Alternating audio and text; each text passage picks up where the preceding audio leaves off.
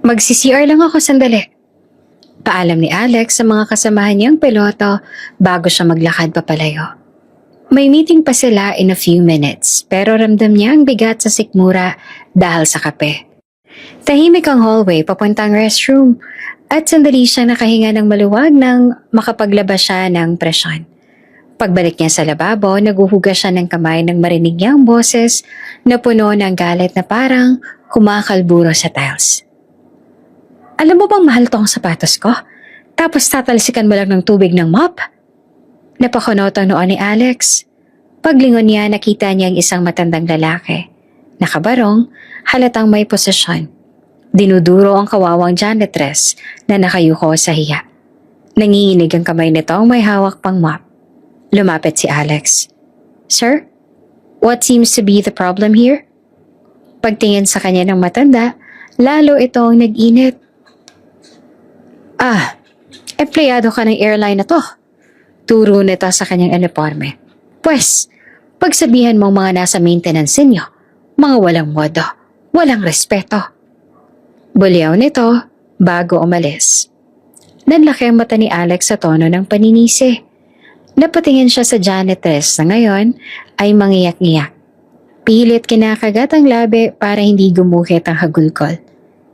Miss, are you okay? Tanong niya na mas malumanay ang boses. Dahan-dahang itinaas ni Lina ang ulo. At sa sandaling nagtama ang kanilang mga mata, parang may malamig na tubig na bumuhos kay Alex. Parang biglang bumigat ang hangin. May kung anong pagkilala o pagkabigla na hindi niya maipaliwanag. Bago ka pa lang sa channel neto, ibang kwento ni Ate Jane, istorya mo, ikwento ko. Huwag kalimutang pindutin ang notification bell at subscribe button.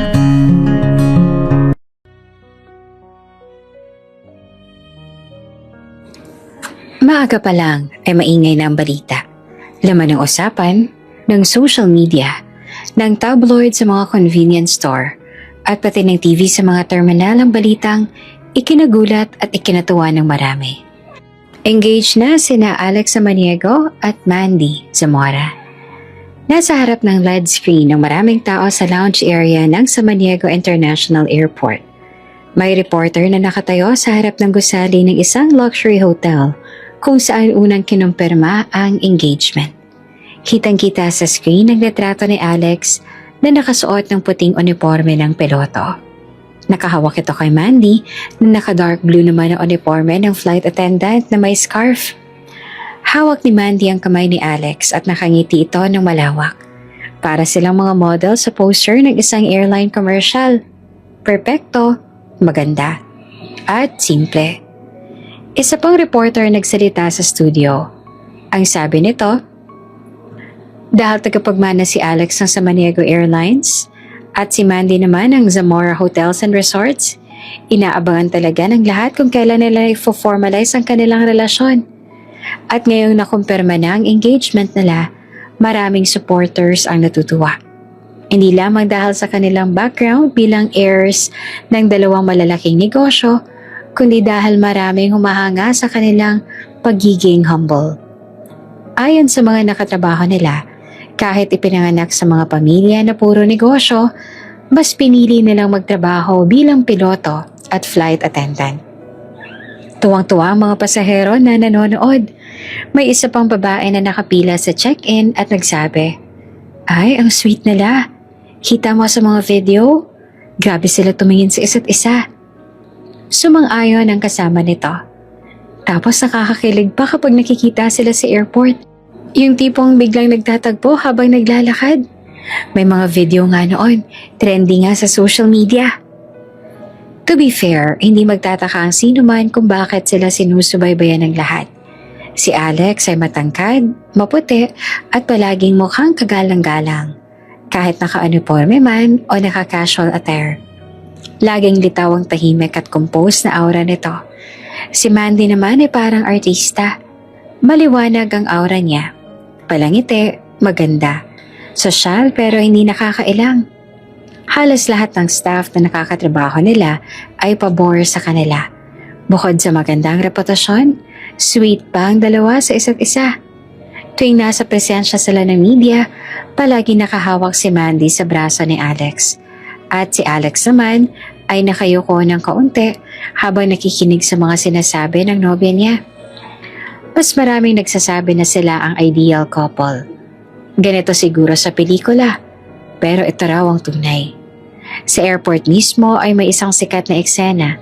Kapag pupunta si Maddie sa boarding gate at galing naman si Alex sa arrival area, nagkakasalubong sila sa gitna ng hallway.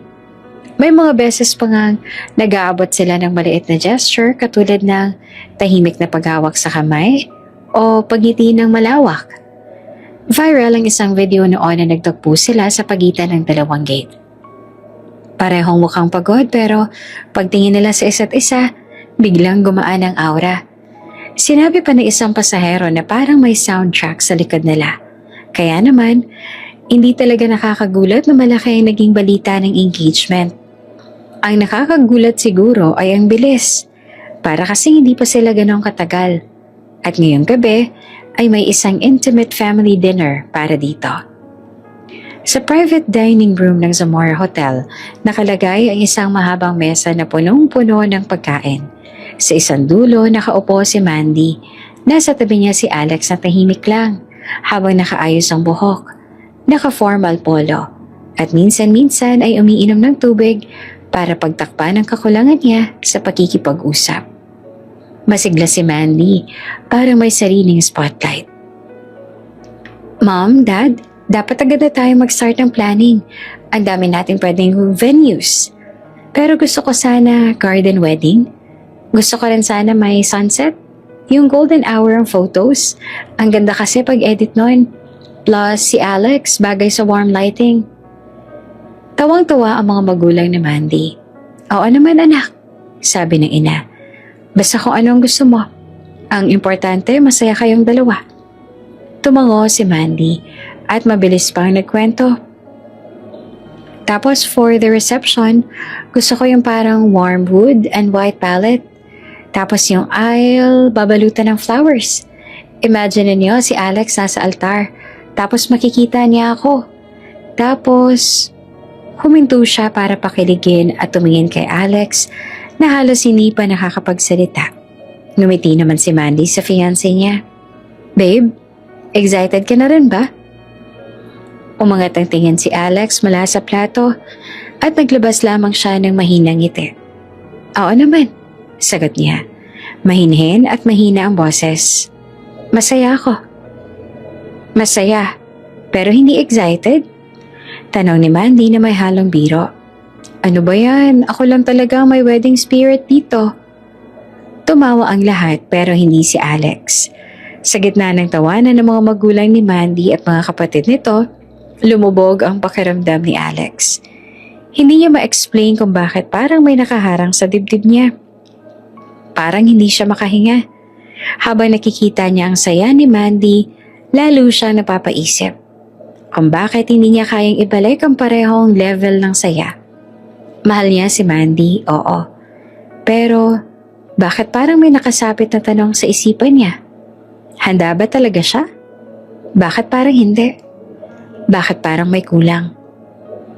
At doon magsisimula ang tahimik na kaba na hindi niya maintindihan.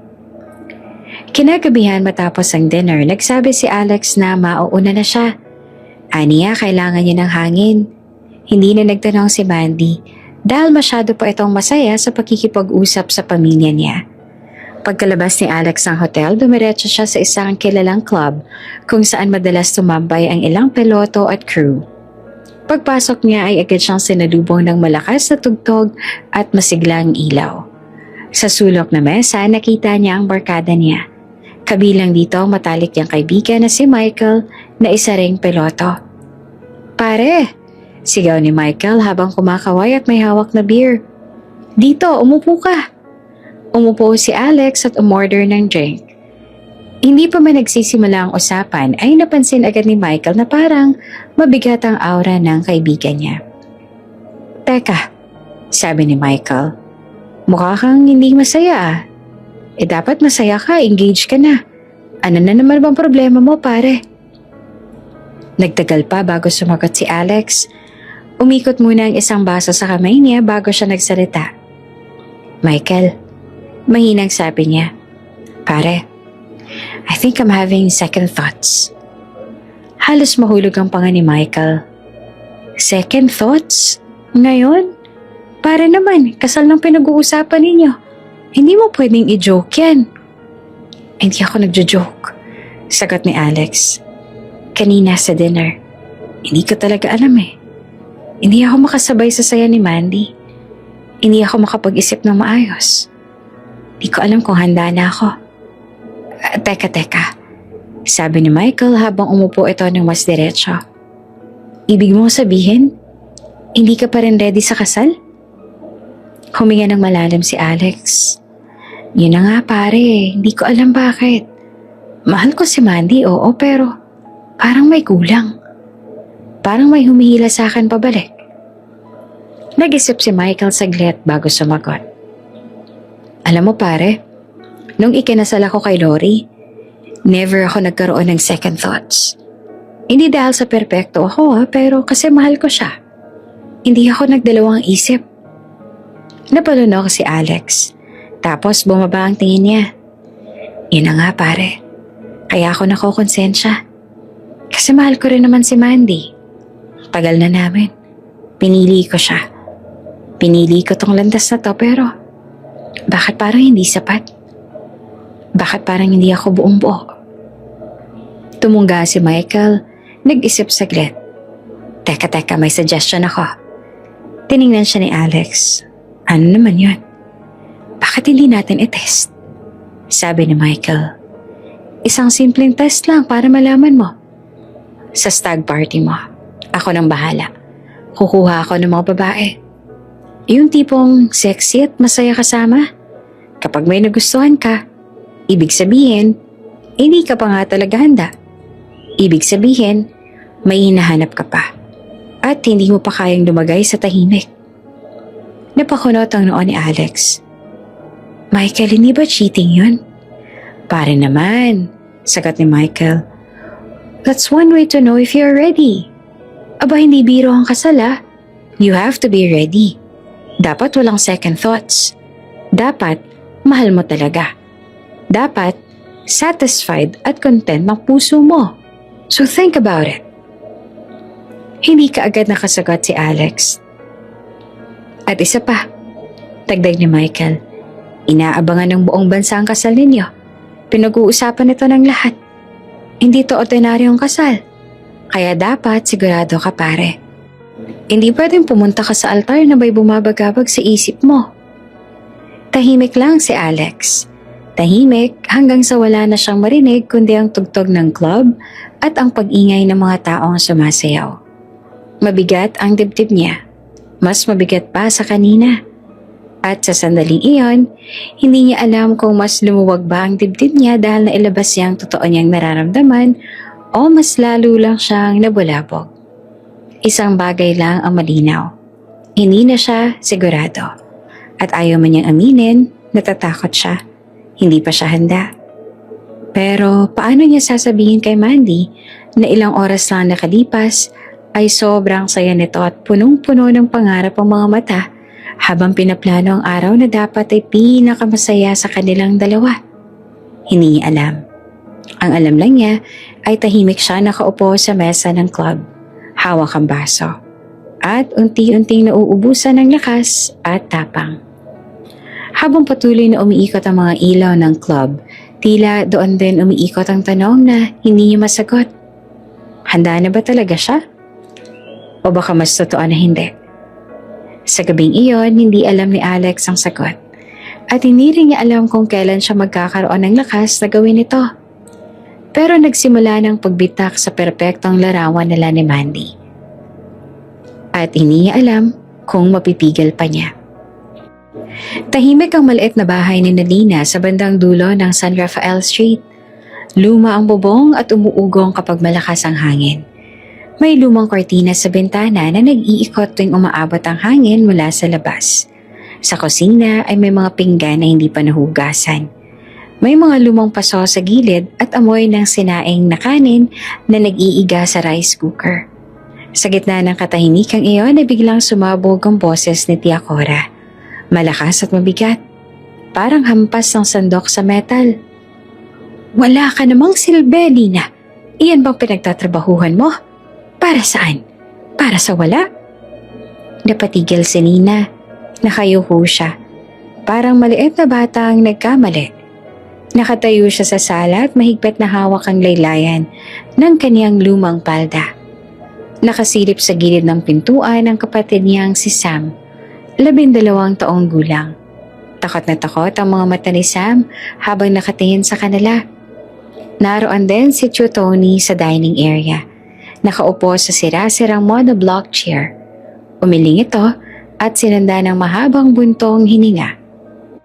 Araw-araw na lang ganito. Ano bang ginagawa mo sa buhay mo, Lina? 6 na taon ka na namin pinapakain dito. Wala ka namang naitutulong. Hindi nagsalita si Lina. Kahit gusto niyang magsabi ng dahilan, alam niyang walang mangyayari. Alam niyang kahit ano pang sabihin niya, mali siya sa paningin nila. Sa loob ng 2 oras ay hindi siya tinigilan ni Tia Cora. Nakakahiya ka. Palamunin. Halos malas ang inabot namin mula nang dumating ka rito. Kayong magkapatid, walang ginawa kundi dagdag abala. Napatigil si Lina nang maramdaman niya ang malakas na sabunot. Kumapit ang mga daliri ni Tia Cora sa buhok niya at mabilis siyang naitulak sa sahig. Ano ba siya? Huwag mo naman kung ganyan. Bulong ni Lina habang pilit tumatayo. Huwag ka nang sumagot. Matuto kang lumugar. Akala mo ba hindi namin alam na tamad ka sa trabaho? Sales lady ka pero wala ka namang kwenta. 10 oras kang nasa mall pero ano? Kaunti lang ang benta mo? Saan napupunta yung galing mo nung mayaman pa kayo? Nang marinig ni Lina ang salitang iyon, ay parang tinamaan ng puso niya. Mayaman. Noon, bago sila mawala. Bago mamatay ang mga magulang niya. Namatay ang mga magulang ni Lina nang siya'y 16 na taong gulang. Isang gabing umuulan, pauwi sila mula sa isang family gathering sa Tagaytay. Dumulas ang gulong. Bumangga ang sasakyan. Isa-isang kumalat ang balita na wala ng mga magulang niya. Isang iglap lang at nagbago ang buhay niya. Lahat ng ipon ng mga magulang niya ay nalipat sa tito at tita dahil menor de edad pa siya at ang kapatid niya. Hindi niya alam kung paano ang nangyari, pero na mag2 taon, parang unti-unting lumipad ang pera na binigay sa tito at tita para alagaan sila. Ang kapalit, tirahan. Walang pagmamahal. Walang respeto. Ngayon ay 20 anyos na siya, pero pakiramdam niya ay mas bata pa siya sa kapatid niya dahil lagi siyang pinagmumukhang walang kwenta sa bahay na dapat sana ay tahanan. Ngayon ay nasa sala na naman siya. Tinatanggap ang mga salitang parang kutsilyong paulit-ulit na tumatarak sa dibdib niya. Magtrabaho ka pa na magtrabaho. Kailangan mong bayaran ng laki ng utang na kailanman ay hindi mo mababayaran. Sabi ni Tio Tony habang nagsisindi ng sigarilyo. Hindi ka namin papakainin kung wala kang pakinabang dito. Hindi pa rin sumasagot si Lina. Kumakagat siya sa sarili niyang labi para hindi umiyak. Kanina pa namumuo ang luha niya pero ayaw niyang makita nila. Kapag umiiyak siya, mas lalo lang siyang nagagalit. Mas lalo lang lumalakas ang sigaw ni Tia Cora. Wala ka talagang kwenta. Bulong ni Tia Cora habang papalayo. Kaliwat kanan ng malas na inabot namin mula sa inyo. Simula nang pinatira kayo rito, wala kaming ginawang iba, kundi pag-aralin ka, pakainin ka, at alagaan ka. Pero anong binalik mo? Lumapit si Lina at kinuha ang basurang naiwan sa sahig. Siya ang tagakuha. Siya ang tagalinis. Siya ang tagaluto sa kusina. Siya ang tagagawa ng lahat. Pero hindi siya kailanman naging sapat. Kinabukasan, Sabado ng hapon, pumasok sa bahay ang kumare ni Tia Cora, si Marisa. Isang babaeng nakapulang blouse, nakamakapal na makeup, at may hawak na mamahaling bag. Pagkapasok niya, ay tiningnan agad niya si Lina mula ulo hanggang paa. Ay Cora, anak ng Diyos, Ang ganda pala nitong pamangkin mo. Bakit hindi mo sinasabi sa akin? Natawa ng malakas si Marisa. Tumawa rin si Chacora pero halatang pilit.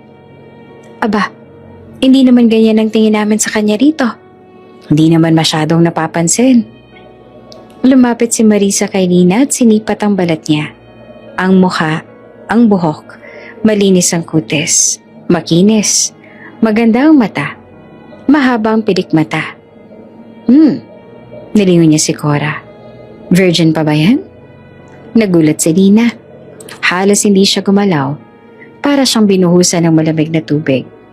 Kumunot ang noo ni Tita Cora. Ewan ko dyan. Malandi ang batang yan. Malay ko ba kung sino-sino nakakasama niyan? Hindi ko yan binabantayan gabi-gabi. Napailing si Marisa. Tumingin ulit kay Dina at mas pinagmasdan pa ang katawan. Sa tingin ko naman wala pa. Kita mo sa galaw niya mahiyain. Tapos ang itsura, alaga. Nako, swerte ka dyan, Cora. Swerte? Bakit naman? Tanong ng tita niya. Lumapit si Marisa kay Cora at bumulong ng mariin. Pero rinig pa rin ni Lina ang bahagi ng usapan. Yung pamangkin ko, kumikita ng malaki sa pag-escort. Alam mo na, may kliyente na may pera. Paldo pa ang kita. Kung ipag-escort mo to, sigurado ako tatanggapin yan agad. Maganda, malinis at mukha pang inosente.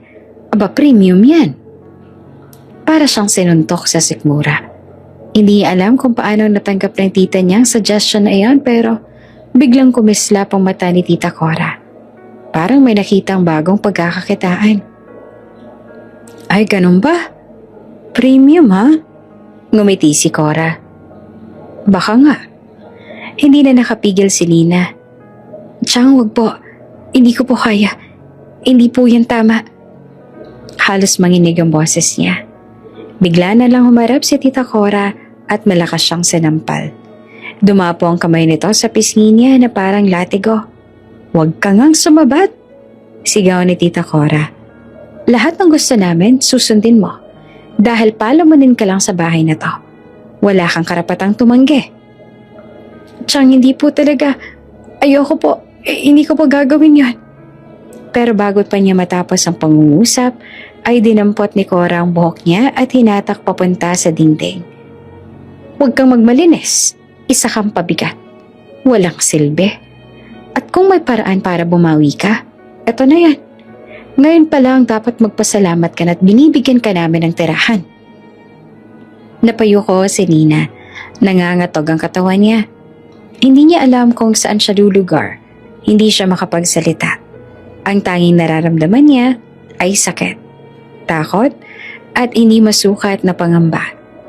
Tinitigan siya ni Marisa na parang produkto.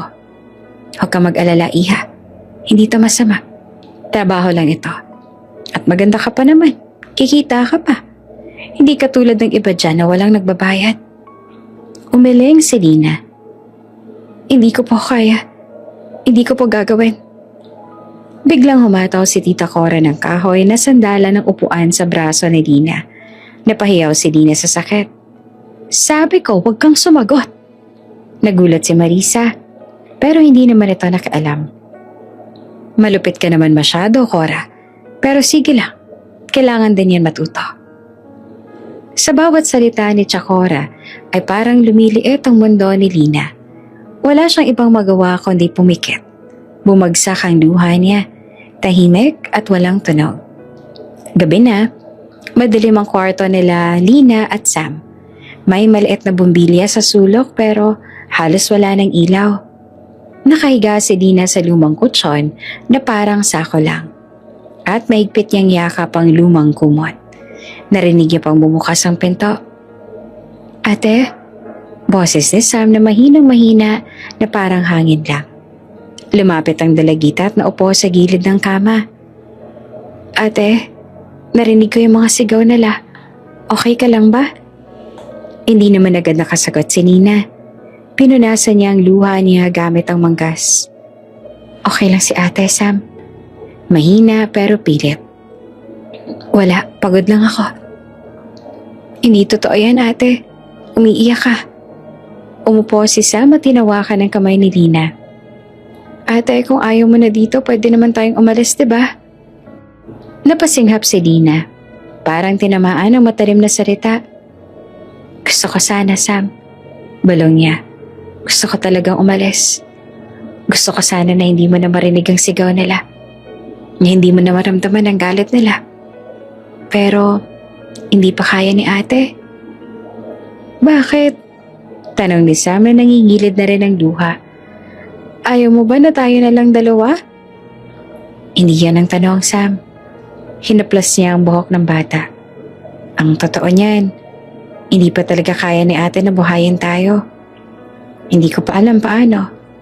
At ayaw naman kitang iwan dito. Hindi kita iiwan kahit na kailan. Kaya kahit masakit, kahit mahirap, kakayanin ko.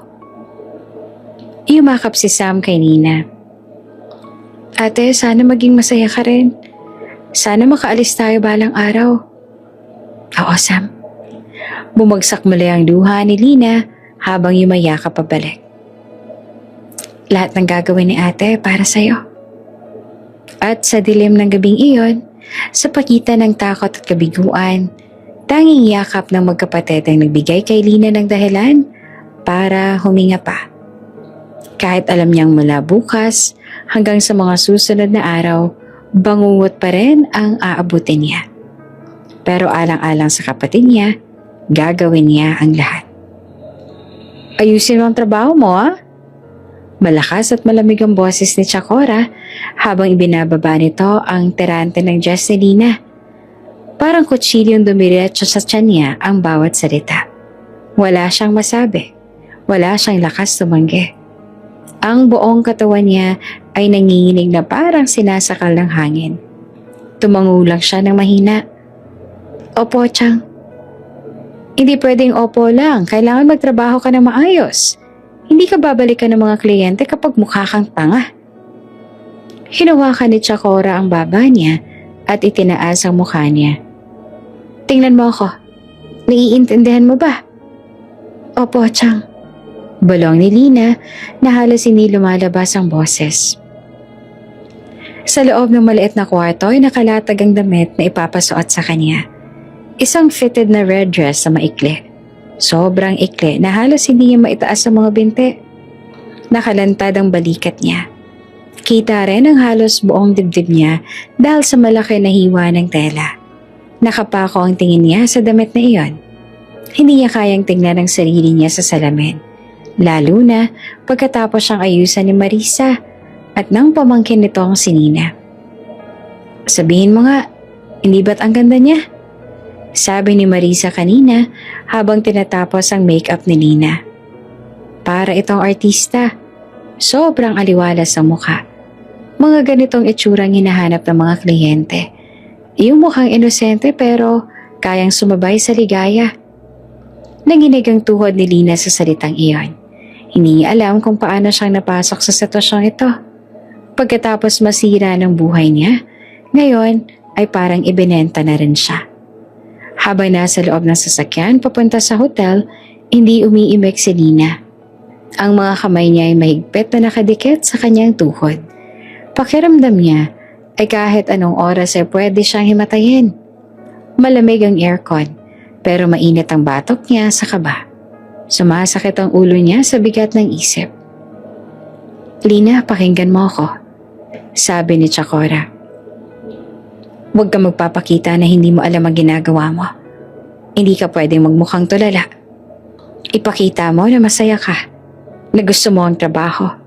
Intindihin mo, malaking perang pwede mong dalhin dito kung magiging mabait ka sa mga kliyente. Hindi siya sumagot. Kailangan mo magtrabaho ng maayos. Tandaan mo, hindi ito libre. Palamunin ka namin sa bahay kaya umayos ka. Nakatitig lang si Lina sa labas. Ang city light sa kalsada ay naglalabo-labo na dahil sa luha niya. Hindi siya makapaniwala na sa edad niyang 20 ay napunta na siya sa gabing ito. Gabing hindi niya naman talaga pinili. Pagdating nila sa hotel, napakalaki ng lobby. Marble ang flooring, mataas ang chandelier, maliwanag ang ilaw. Parang ibang mundo. Puno ng mga taong nakagown, nakasuit, may hawak na mamahaling bag at relo. Pero sa isang sulok, sa pagitan ng dalawang malalaking haligi, ay naroon ang isang grupo ng mga babaeng nakasuot ng maikling damit. Maikli, makulay, hapit, naka-makeup ng makapal. May ilan na tumatawa, may ilan na tila sanay na sa ganitong tagpo. Doon sila lumapit. Paglapit pa lang nila ay narinig na ni Lina ang boses ng isang babae. Ay, siya ba si Lina? Tumango si Marisa. Oo, yan siya. Sabi ko sa inyo maganda 'di ba? Bagong-bago. Lumapit ang isang mestisang babae na halatang mas mataas ang ranggo sa mga kasama niya. Siya si Nancy, pamangkin ng kumare.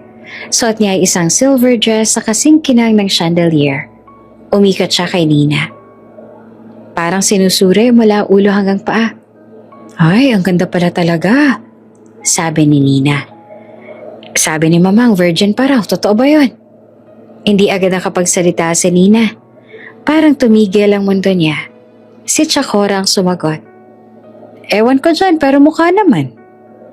Umiling si Nina at ngumiti ng parang may nakita siyang bagong laruan. Nako, jackpot tayo dyan. Perfect siya para sa gift girl. Premium yan.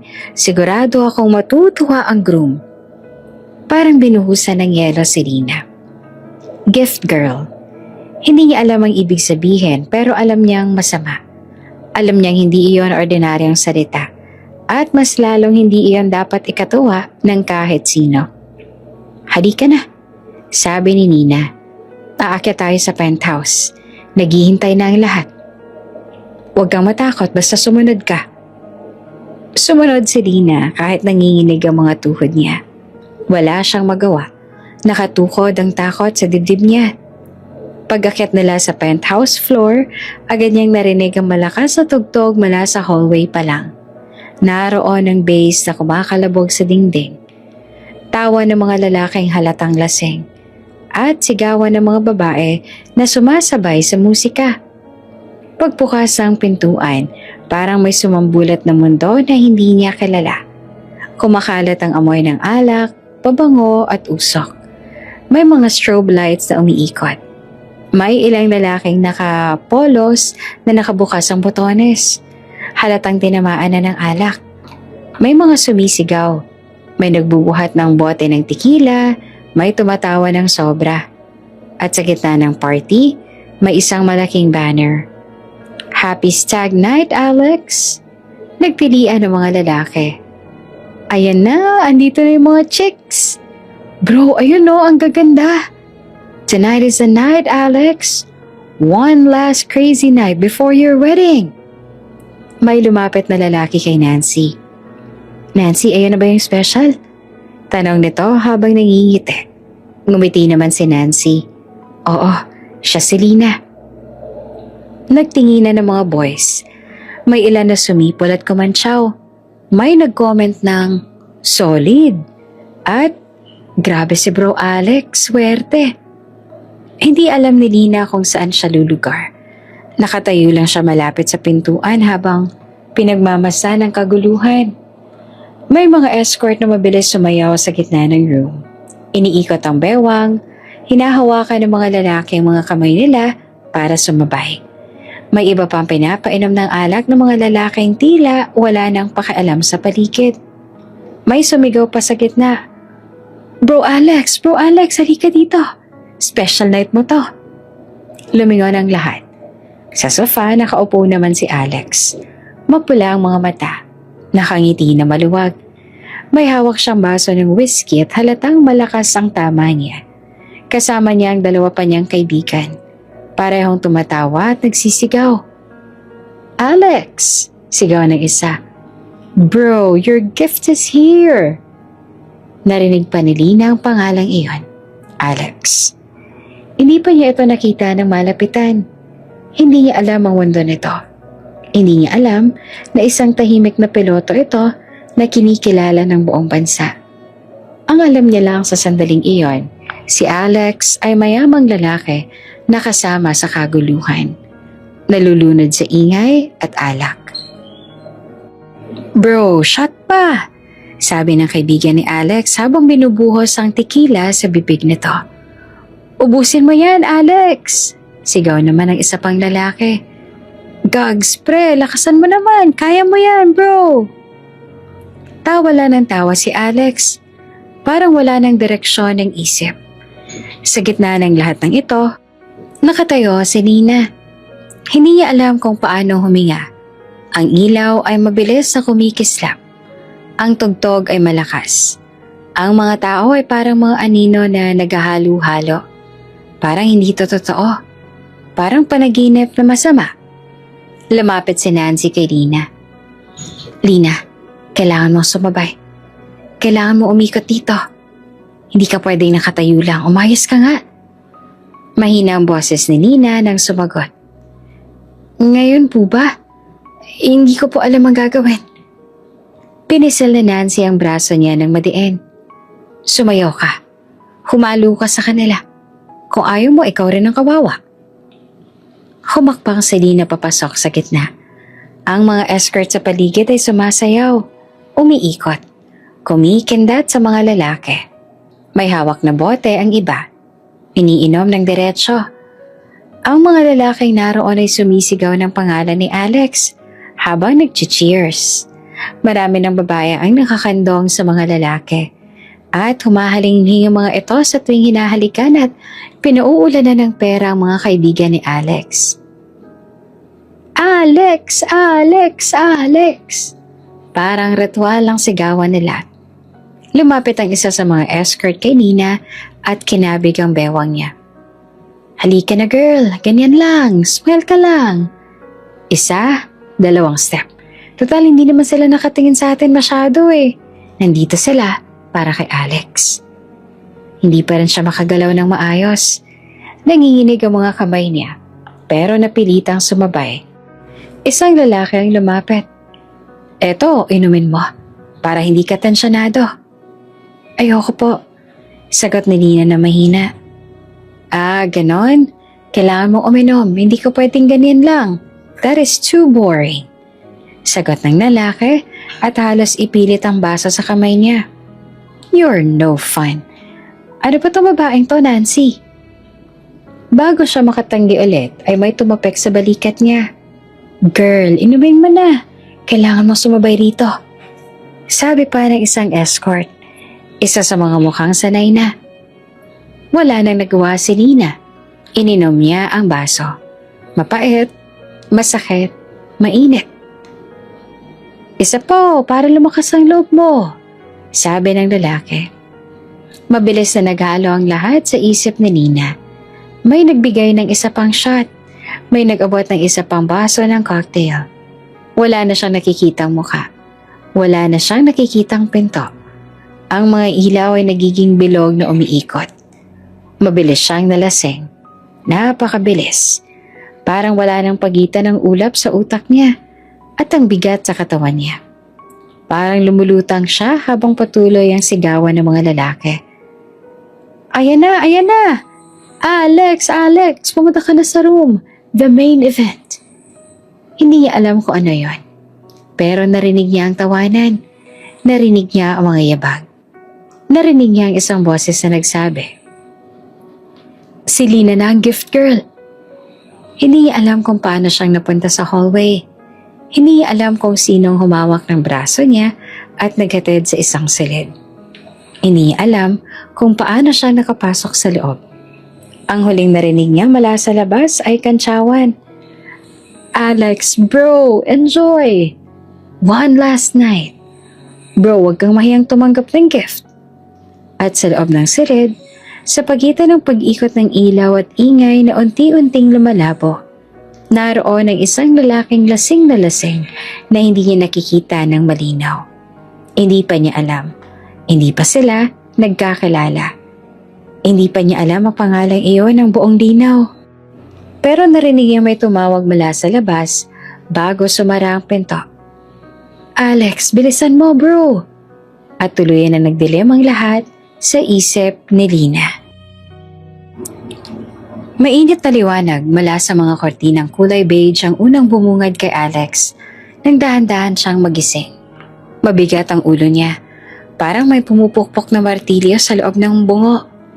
Ramdam niya ang kumakabog na puso at ang nanunuyong lalamunan na parang ilang araw siyang hindi uminom ng tubig. Saglit niyang kinurap ang mga mata. Umaasang nananaginip lang siya kagabi. Umaasang bahagi lang ng pagod at alak ang lahat. Pero hindi iyon panaginip. Paglingon niya sa kaliwa, may nakita siyang nakahigang babae sa malinis at puting kumot ng hotel bed. Liwanag mula sa umaga ang marahang tumatama sa balat nito. Mahaba ang buhok, magulo, parang ilang beses siyang napahiga at napabangon sa gabi. Nakapikit pa ang mga mata nito. Mukhang mahimbing ang tulog pero kapansin-pansin ang kapayatan. Ang halos iniiwasang kilos ng katawan nito na para bang kahit sa tulog ay binabantayan ang sarili. Manikip ang dibdib ni Alex. Hindi niya alam kung bakit parang napakabigat huminga. Hinila niya ang kumot papunta sa kanya. Sabay tingin sa babae na hindi niya malang naalala ang pangalan, ni hindi malang niya maalala ang mukha nito bago pumikit ang mga mata niya kagabi. At higit sa lahat, ramdam niya. Ramdam niyang inexperienced pa ang babae. Ramdam niyang may nangyaring hindi dapat. Hindi iyon isang romantikong gabi. Hindi iyon pagpilit. Hindi iyon kahit anong bagay na pwede niyang ipagmalaki. Umupo siya sa gilid ng kama. Napayoko at hinatak ang buhok niya habang pinipigil ang kung anumang sumisikip sa lalamunan niya. Bumulong siya sa sarili. Kumalma ka, Alex. Kalma. Pero kahit na anong bulong niya, hindi siya makakalma. Hindi niya matiis sa tingnan muli si Lina. Pero napalingon pa rin siya. Nakahiga ito sa gilid ng kama. Nakaharap sa malayong tabi. At kitang-kita ang manipis na damit na halatang hindi pantulog. Nakita niya ang maliit na clutch bag ng babae sa lamesang kahoy sa tabi ng kama. Maingat siyang tumayo. Kinuha ang pitakan niya at tumigil saglit. Hindi niya alam kung bakit biglang kumirot ang konsensya niya ng matindi. Pero ginawa pa rin niya iyon. Binuksan niya ang clutch bag at maingat na naglagay ng makapal na halaga ng pera. Hindi iyon kabayaran. Hindi iyon pag-aalaga. Hindi iyon dulot ng kahit na anong magandang intensyon. Pero iyon na lang ang kaya niyang gawin sa sandaling iyon. Isinara niya ang clutch bag tapos ay tumingin muli kay Lina. Ilang segundo niya lang tinignan niyon. Pero parang napakatagal. Parang may nakadagan sa dibdib niya at hindi niya alam kung bakit. Hindi niya dapat ginusto ang kahit na anong nangyari. At higit sa lahat, ikakasal na siya. Napapikit si Alex habang maingat na umaatras palayo sa kama. Hindi niya alam kung paano niyang haharapin ang sarili niya paglabas niya ng kwartong iyon. Pero wala siyang pagpipilian. Kinuha niya ang jacket niya, lumakad papunta sa pinto at bago niya iyon buksan, napalingon siyang muli. Nandoon pa rin ang babae. Mahimbing ang tulog. Walang kaalam-alam sa bigat na iniwan niya rito. At sa bigat na inuwi niya. Tahimik siyang lumabas ang kwarto. Tahimik niyang iniwan si Lina. Tahimik din ang pintong sumara. Nagising si Lina sa malalim na hinga na parang may nakadagan sa dibdib niya. Masakit ang ulo niya. Masakit ang katawan niya. At masakit ang loob niya sa antas na hindi niya kayang ilarawan. Dahan-dahan niyang iginalaw ang kanyang katawan para makabangon. At pagkatapos ay napalingon sa kama. Walang tao. Walang mukha na dapat niyang makita. Walang kahit sinong magsasabing nakilala nila siya. Walang kahit sinong papakilalang mabuti man lang. Tanging amoy ng alak at lamig ng aircon ang naiwan sa kwarto. Hindi niya maalala ng buo ang nangyari. Hindi niya maalala ang mukha ng lalaking kasama niya. Hindi niya maalala kung paano siyang natulog. Pero ramdam niya na may nangyaring hindi niya ginusto. Hindi niya pinili. Nanginig ang mga kamay ni Lina nang hawakan niya ang kumot. Parang may tumutusok sa sikmura niya. Parang gusto niyang sumuka, pero wala nang lumabas. Parang gusto niyang mawala. Kinuha niya ang maliit na clutch bag niya at magulat na maramdaman niyang may laman ito. Nang buksan niya, halos mabitawan niya ang bag sa laki ng pera na nasa loob. Hindi niya alam kung bakit. Hindi niya alam kung paanong napunta iyon doon. Pero mas lalo siyang nadiri sa sarili niya, sa nangyari sa mundo. Nagmadali siyang nagbihis, halos hindi na tinignan ang sarili sa salamin, at lumabas ang kwarto na parang takas sa kung anong bangungot. Tahimik siyang naglakad sa lobby, tahimik siyang lumabas ng hotel, tahimik siyang umuwi. Pero pagdating niya sa bahay, hindi naging tahimik ang mundo. Pagkapasok niya sa pinto, sumalubong kaagad ang matatalim na mata ng tiyahin niya. "Oh, ano Lina?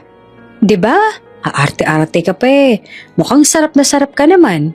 Malandi kang babae ka." Hindi agad siya nakasagot. Hindi niya kaya na magsinungaling pero hindi niya rin kayang sabihin ang totoo. Nilapitan siya ng tita niya. Mabilis, mabigat ang hakbang. "Ano tong pera sa bag mo?" Napasinghap si Nina. Hindi niya namalayang hinablot ng tiyahin niya ang clutch bag at ibinuhos ang laman nito sa mesa. Nahulog sa kahoy ang ilang perasong libo at agad na nagdilim ang mukha ng tita niya. "Ah, ganun ha? Nagtatago ka ng pera?" Kinakabahan nagwika si Lina. Hindi ko po alam na may pera dyan." Napangisi si Chakora. "Ay anong tingin mo sa akin? Tanga! Pagtatago ka pa ng pera. Binayaran ka ng lalaki tapos itatago mo lang? Napakakapal talaga ng mukha mo." Sabay hataw sa braso niya. Napayuko si Lina. Nanginginig, hindi makapagsalita. Isa pa, hataw ulit. Isa pa, tagos hanggang balat at buto. Napapikit si Lina. Halos mapaluhod habang lumuha. Hindi niya na maalala kung ilang sampal nang tumama sa pisngi niya. Hindi niya na maalala kung gaanong kasakit. Pero narinig niya ang sigaw ni Sam mula sa taas. "Tama na po, Chang, tama na po." Nilapitan ni Sam ang ate niya. Niyakap ang braso nitong nanginginig. Gulat na gulat at takot ang nasa mga mata niya. "Napakakapal ng mukha mo. Hindi na kita kayang sikmurain, Lina. Lahat ng pagkain at pag-aaruga sa'yo simula pa noon. Ganito ang ibabayad mo?" Tahimik si Nina. Walang salita ang lumabas. Wala siyang boses. Wala siyang lakas. Wala siyang kakayahang magpaliwanag nang hindi niya rin alam. Lumipas ang mga araw. Lumipas ang mga linggo. At dumating ang araw na hindi niya inaasahan. Dapat may dalaw na siya ngayon. Pero wala. Hindi siya nakatulog mula kagabi. Hindi siya makakain. Hindi siya makahinga ng maayos. Paulit-ulit niyang iniisip na baka stress lang. Pero hindi. Hindi iyon stress. Sa huli, bumili siya ng pregnancy test sa pinakamalayo niyang tindahan. Siya lang mag-isa. Walang nakakaalam. Walang nakakakita. Pag-uwi niya, nagtungo siya sa banyo at halos hindi makahinga sa kaba. Umupo siya sa inodoro, naghintay at pinilit huwag tignan ang resultang lumilitaw sa maliit na plastic. Pero nang tingnan niya, parang may lumubog na mundo. 2 guhit. 2 guhit na nagpatigil sa puso niya. Parang nagyelo ang dugo niya. Parang nagdilim ang paligid. Buntis siya. At hindi niya alam kung paano niya iyon kakayanin. Umiyak siya. Hindi basta luha kundi iyak na galing sa kaibuturan ng kanyang puso. Iyak na parang pinupunit siya mula sa loob. Iyak na hindi niya alam kung paanong patatahimikin. Pero sa bawat paghinga niya, isang bagay ang malinaw. Hindi niya hahayaang lumaki ang anak niya sa bahay na iyon. Hindi niya hahayaang maranasan ng bata ang naranasan niya. Kaya kahit mali, kahit kasalanan, kahit hindi niya alam ang kahihinatnan, tumayo siya. At dumating ang madaling araw na iyon. Nagising si Sam sa marangyang pagyugyok sa balikat niya. Malamlam pang ilaw mula sa abot tanaw na umaga. Nakita niya ang ate niyang may hawak na bag at mukhang matagal nang umiiyak. "Ate, saan tayo pupunta?" Hinawakan ni Lina ang pisngi ng kapatid niya. Malambot ang haplos pero puno ng pakiusap. "Sam, sumama ka kay ate. Basta sumama ka lang sa akin. Hindi kita pababayaan." May takot ang mga mata ni Sam pero tumango siya. Lumabas sila ng tahimik. Kinuha ni Lina ang ilang libong nakatago sa aparador. Hindi iyon pera ng tito at tita niya. Pera niya iyon. Pera na dapat sa kanya pa mula noon. Pera na nakuha niya hindi dahil gusto niya, kundi dahil pinilit siya. Hindi niya inisip kung anong mangyayari kapag nakita. Basta umalis siya. Basta, kailangan niyang iligtas ang sarili niya at ang kapatid niya. Pagsikat ng araw, nasa bus na sila papuntang Pangasinan. Mahaba ang biyahe. Mainit ang hangin kahit na may aircon. Mabigat ang bawat minuto sa dibdib niya. Nakatulala si Lina habang hawak ang tiyan niya. Hindi niya pa maramdaman ang bata, pero ramdam niya na may buhay na sa loob niya at hindi niya alam kung paanong sasabihin hindi siya natatakot. Ate, buntis ka ba? Bumaling si Lina kay Sam. Nakita niyang inosenteng mata ng kapatid. Wala nang halong galit, wala ring pagusga.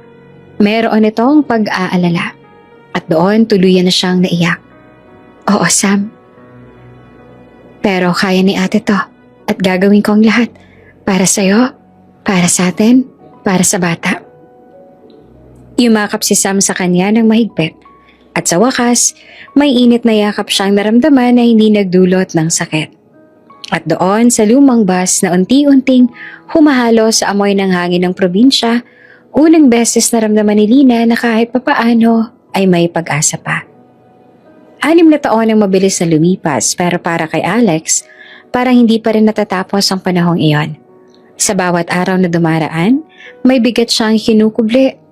Bigat na hindi niya kayang ipaubaya sa kahit na kanino. At ngayong gabi, sa isang malaking family dinner na puno ng ilaw, mamahaling pinggan at tahimik na tensyon, iyon ang muling sasabog. Late na siyang dumating.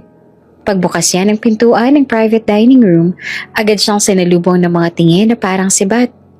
Ang unang nagsalita ay ang papa niya. Late ka na naman, Alex. Hindi mo ba kayang igalang ang oras ng pamilya mo kahit isang gabi lang? Diretsong tumingin si Alex sa ama niya. Kita sa mukha niya ang pagod at pagkairita na hindi niya na kayang itago. My flight got pushed back. What was I supposed to do? Hindi naman nagustuhan ng papa niya ang tono. Sumingap ito at umiling na para bang anak siyang walang pakinabang. May mga bagay na inuuna, Alex. At mukhang hindi kasama rito ang pamilya mo. Wala ka na bang hiya? Umupo si Alex sa bakanting silya. Pinili ang lugar sa pinakadulo ng mesa. Tahimik ang lahat habang nagsisimula ang dinner. Ang tunog lamang ng kubyerto sa plato ang pumupuno sa paligid. Pero tulad ng inaasahan niya, hindi magtatagal ang katahimikan. Narinig niya ang unang patutsada mula sa auntie niya. I heard Mandy already gave birth. She is in a very happy marriage now. Parang may humampas sa dibdib ni Alex pero pilit niyang hindi pinahalata. Nag-ikot siya ng mata at tumingin sa kabilang direksyon. Good for her. Maikling sagot niya. May sumingit pang pinsan niya. Sayang talaga. Ang ganda pa naman ng wedding na planano ninyo. Sa tingin ko nga, dream wedding iyon ng buong bansa. Ngumisi ang auntie niya habang naglalagay ng gulay sa plato ng asawa niya. Kung may award lang sa biggest scandal sa business news noong taon na yon, panalo ng pamilya natin. Lalo na't biglaan mong brinik ang engagement ninyo. No explanations? Wala malang respeto sa pamilya ng babae. Nakatungo si Alex habang hinahawakan ang basa niya. Kumakabog ang sentido niya sa galit at pagod. Ngunit, pinipigil niya ang sarili. Narinig niya ang boses ng mama niya, malamig at may panghuhusga. At mabuti na lang talaga na hindi nagalit masyadong pamilya ni Mandy. Kahit papano hindi siya naglabas ng kung ano-anong press release. Aba kung nagkataon, malaking dagok iyon sa negosyo natin. Lalo pa't involved ang pangalan ng airline. Parang sumabog ang dugo ni Alex sa ulo niya. Mom, it has been 6 years. 6 years, can't we just move on for God's sake? Tahimik ang mesa. Napatigil ang lahat ng kumakain. Tumayo si Alex. Halos umurong ang silya sa lakas ng pagtulak niya. I am the one who messed up. Akong sumira ng engagement. Akong gumawa ng mali. At ako rin ang araw-araw na nabubuhay kasama ang bigat na yan. Kayo, ano bang ginawa niyo? Araw-araw niyo akong pinarurusahan? Hindi pa ba sapat yun? Wala ni isang kumibo. Parang biglang napakaliit ng silid. Napahawak si Alex sa buhok niya. Nakapikit. At kita sa boses ang pagkapunit ng loob. I have been dealing with all of this for 6 years. 6 years. Ngunit hindi man lang ninyo ako kayang tignan bilang tao. Anak niyo ako. Hindi ako trophy. Hindi ako negosyo. Hindi ako headline.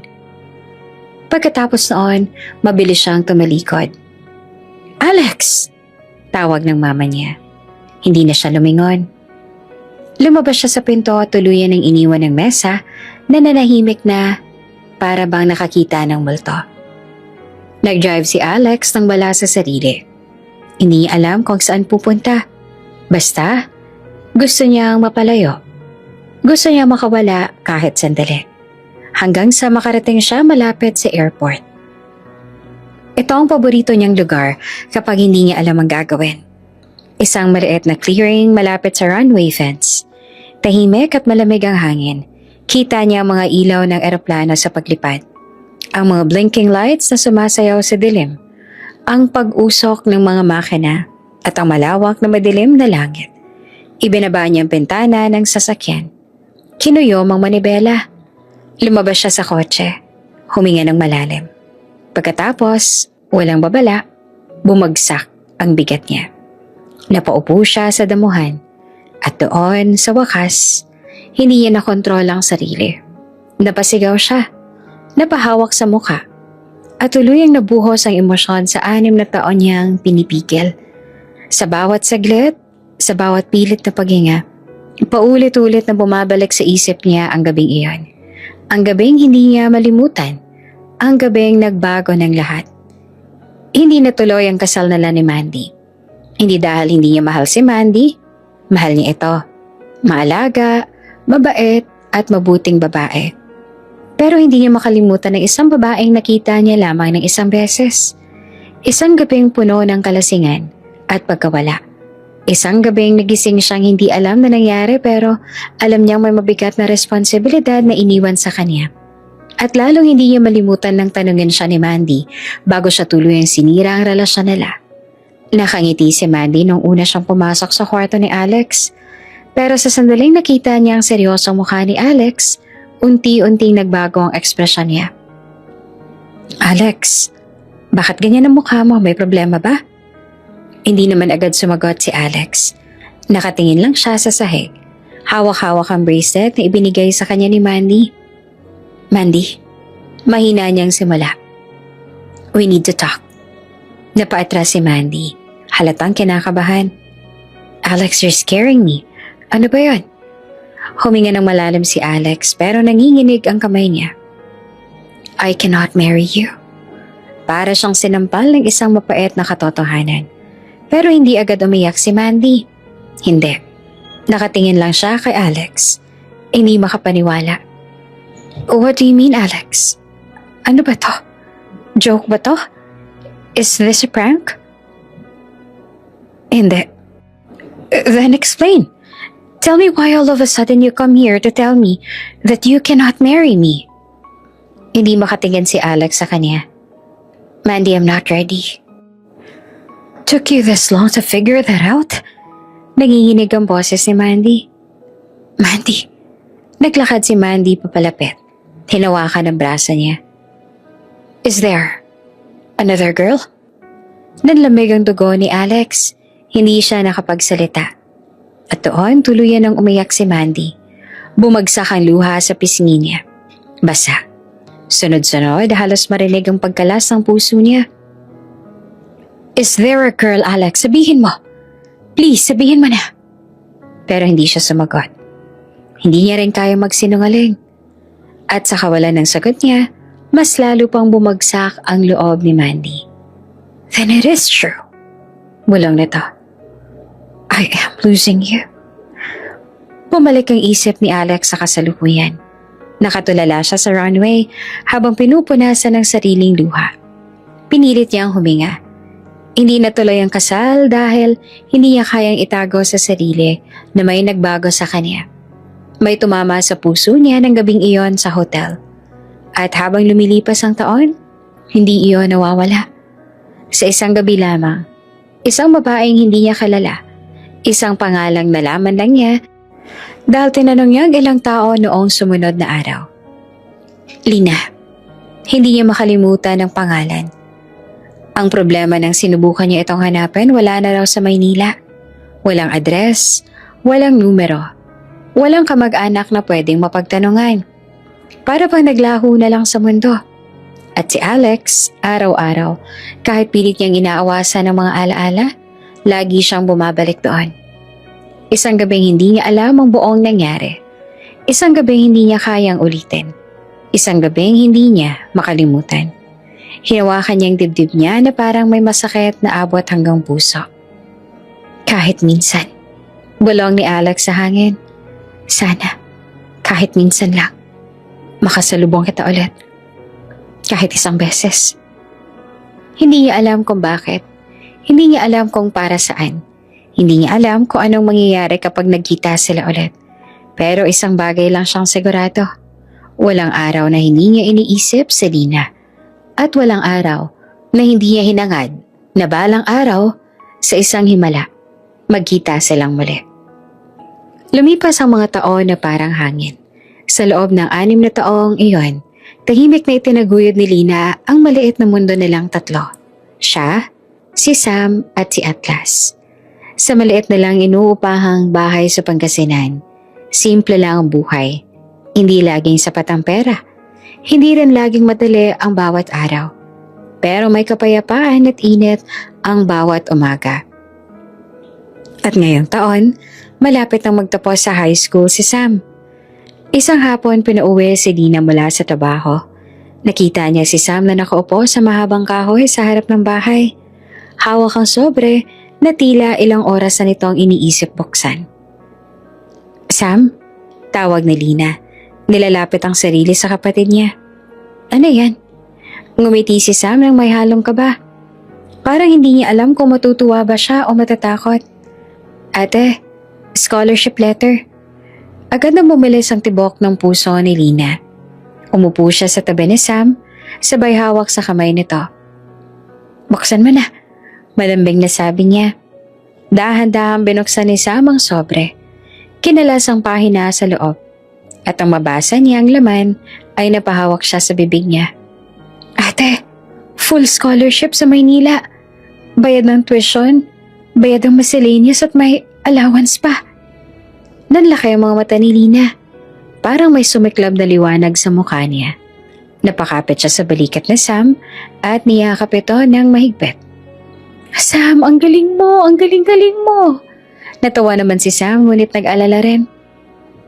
Ate, may dorm sa campus. Doon na lang siguro ako titira. Nawala ang ngiti ni Lina. Umiling siya kaagad. Hindi, Sam. Delikado sa Maynila. Sasamahan ka namin. Sama-sama tayong lahat. Tumingin sa kanya ang kapatid niyang parang hindi makapaniwala. Paano ka ate? Anong magiging trabaho mo sa Maynila? Hindi ka naman basta-basta ang paghahanap ng trabaho roon. Huminga ng malalim si Lina. Ilang araw niya na rin pinag-isipan yon bago pa man dumating ang scholarship result. Yung manpower agency na pinapasukan ko, mahina niyang simula. May branch sila sa Maynila. Pwede ako magpalipat. Sinabi ko na sa kanila na okay ako kapag may opening. Napayo ko si Sam, hindi dahil malungkot, kundi dahil sobrang paghanga niya sa ate niya. Paulit-ulit siyang nagtiis ang pagod para sa kanila. At ngayon, gagawin ito ulit. Ate, paano kung makita natin si Chang sa Maynila? Baka hanapin nila tayo. Tumigas ang panga ni Lina. Hindi siya natakot, ngunit nag-iba ang ekspresyon niya na parang may biglang sakit na humaplos sa alaala. Kung hanapin nila ako, handa na ako. Kung singilin nila ako, may pambayad ako. Pipilitin kong magbayad. Tahimik si Sam sa sagot na iyon. Tumingin ito sa ate niya ng diretsyo. Bago muling nagtanong, Ate, paano kung makita natin ang tatay ni Atlas? Biglang nanlamig ang hangin sa pagitan nila. Para bang kahit ang araw ay nagdahan-dahan sa paggalaw. Napahinto si Lina. Hindi agad nakasagot. Tumingin siya sa malayo, sa maliit na gawang bahay ni Atlas sa ilalim ng puno. Nandoon ang bata, 6 na taong gulang. Naglalaro ng maliit na laruan na gawa sa kahoy.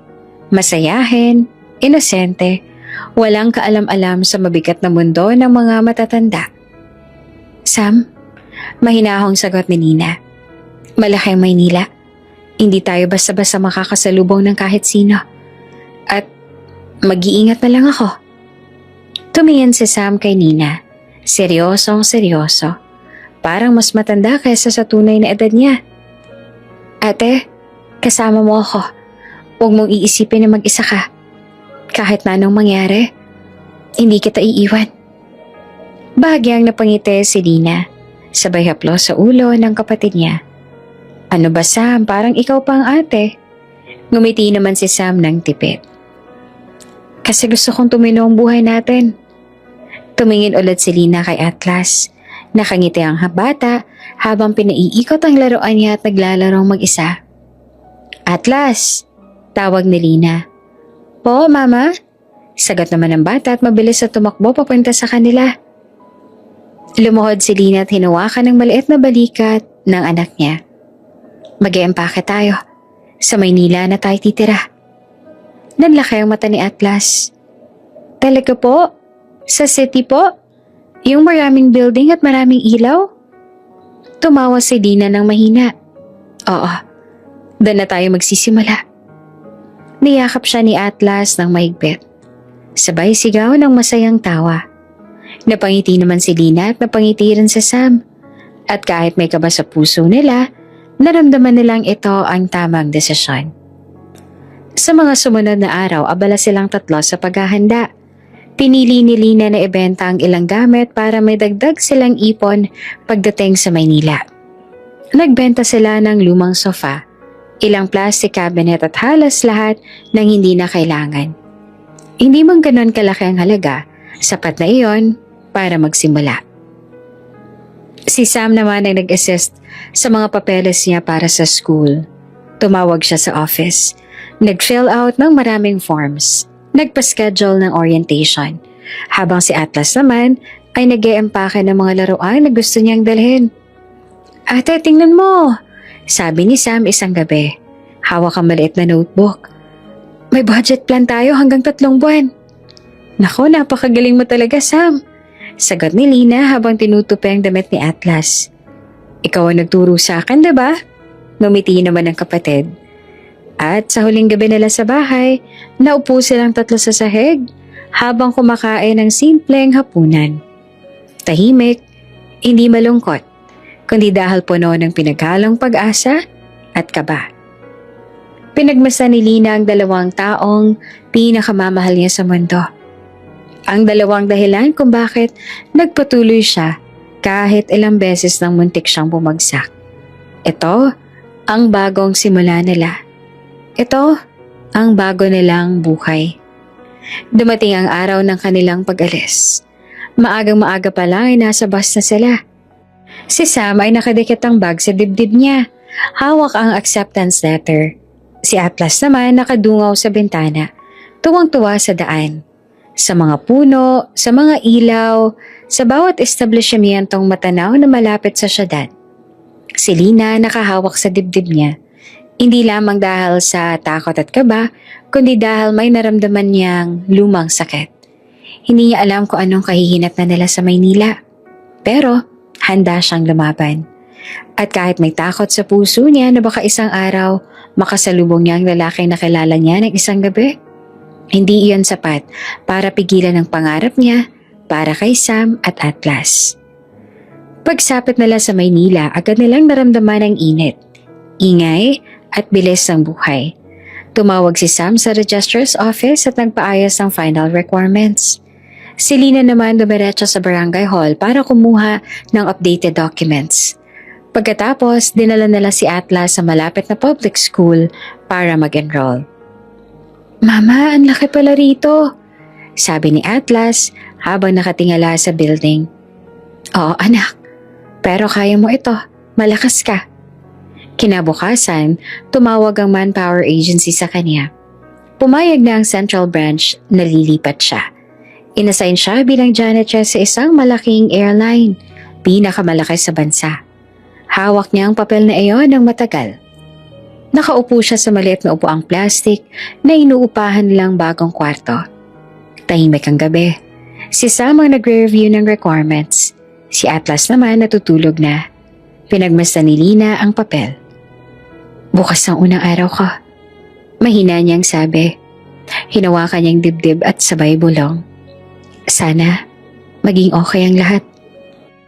At matapos ang gabing iyon, may kaba, may pag-asa, may bahagyang tapang. At may bagong simula na hindi niya alam kung saan patungo. Maagang gumising si Lina sa unang tunog ng alarm. Katulad ng nakasanayan, hindi niya ito pinatagal pa. Umupo siya sa manipis na kutsyon, huminga ng malalim at saglit na pinanood si Atlas na mahinding pang natutulog sa kabilang kama. Kumunot ang noon niya nang makita ang bahagyang nakabukang bibig ng bata. Parang nangangarap pa habang umiikot ang maliit nitong mga mata sa kumot.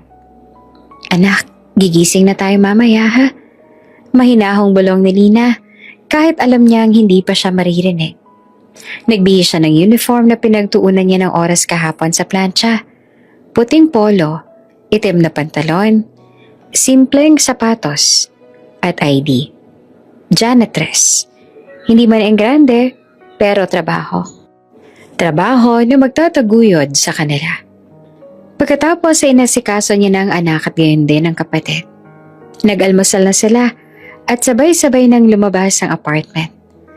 Pagdating niya sa airport, sinalubong siya ng malamig na hangin mula sa napakanaming air conditioner. Maingay na agad ang paligid. Tila baha ng mga boses. Anunsyo, yabag at halakak ng mga pasaherong excited o nagmamadali. Dumikit ang kamay ni Lina sa strap ng kanyang cleaning cart habang iniikot iyon palabas ang supply room. Iba-ibang tao nakakasalamuha niya. May mabait, may pasigaw, may pasimpleng nakamasid mula ulo hanggang paa. Minsan may mag-asawang nakahawak sa kamay ng bata na dumaraan. At sa bawat ganong eksena, hindi niya maiwasang maalala si Atlas. Sa dami ng taong lumalabas at pumapasok, naisip niya kung paano kaya kung minsan masilayan ni Atlas ang tatay niya.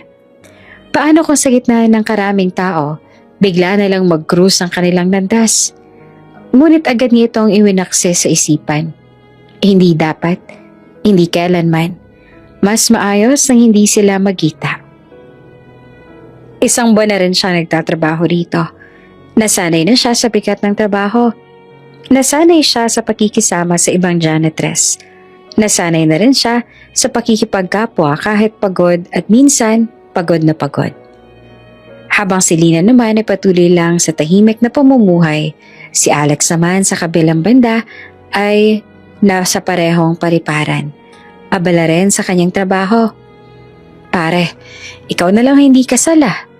Kantsaw kay Alex ang mga kaibigan niyang piloto habang naglalakad sila palabas ng crew lounge.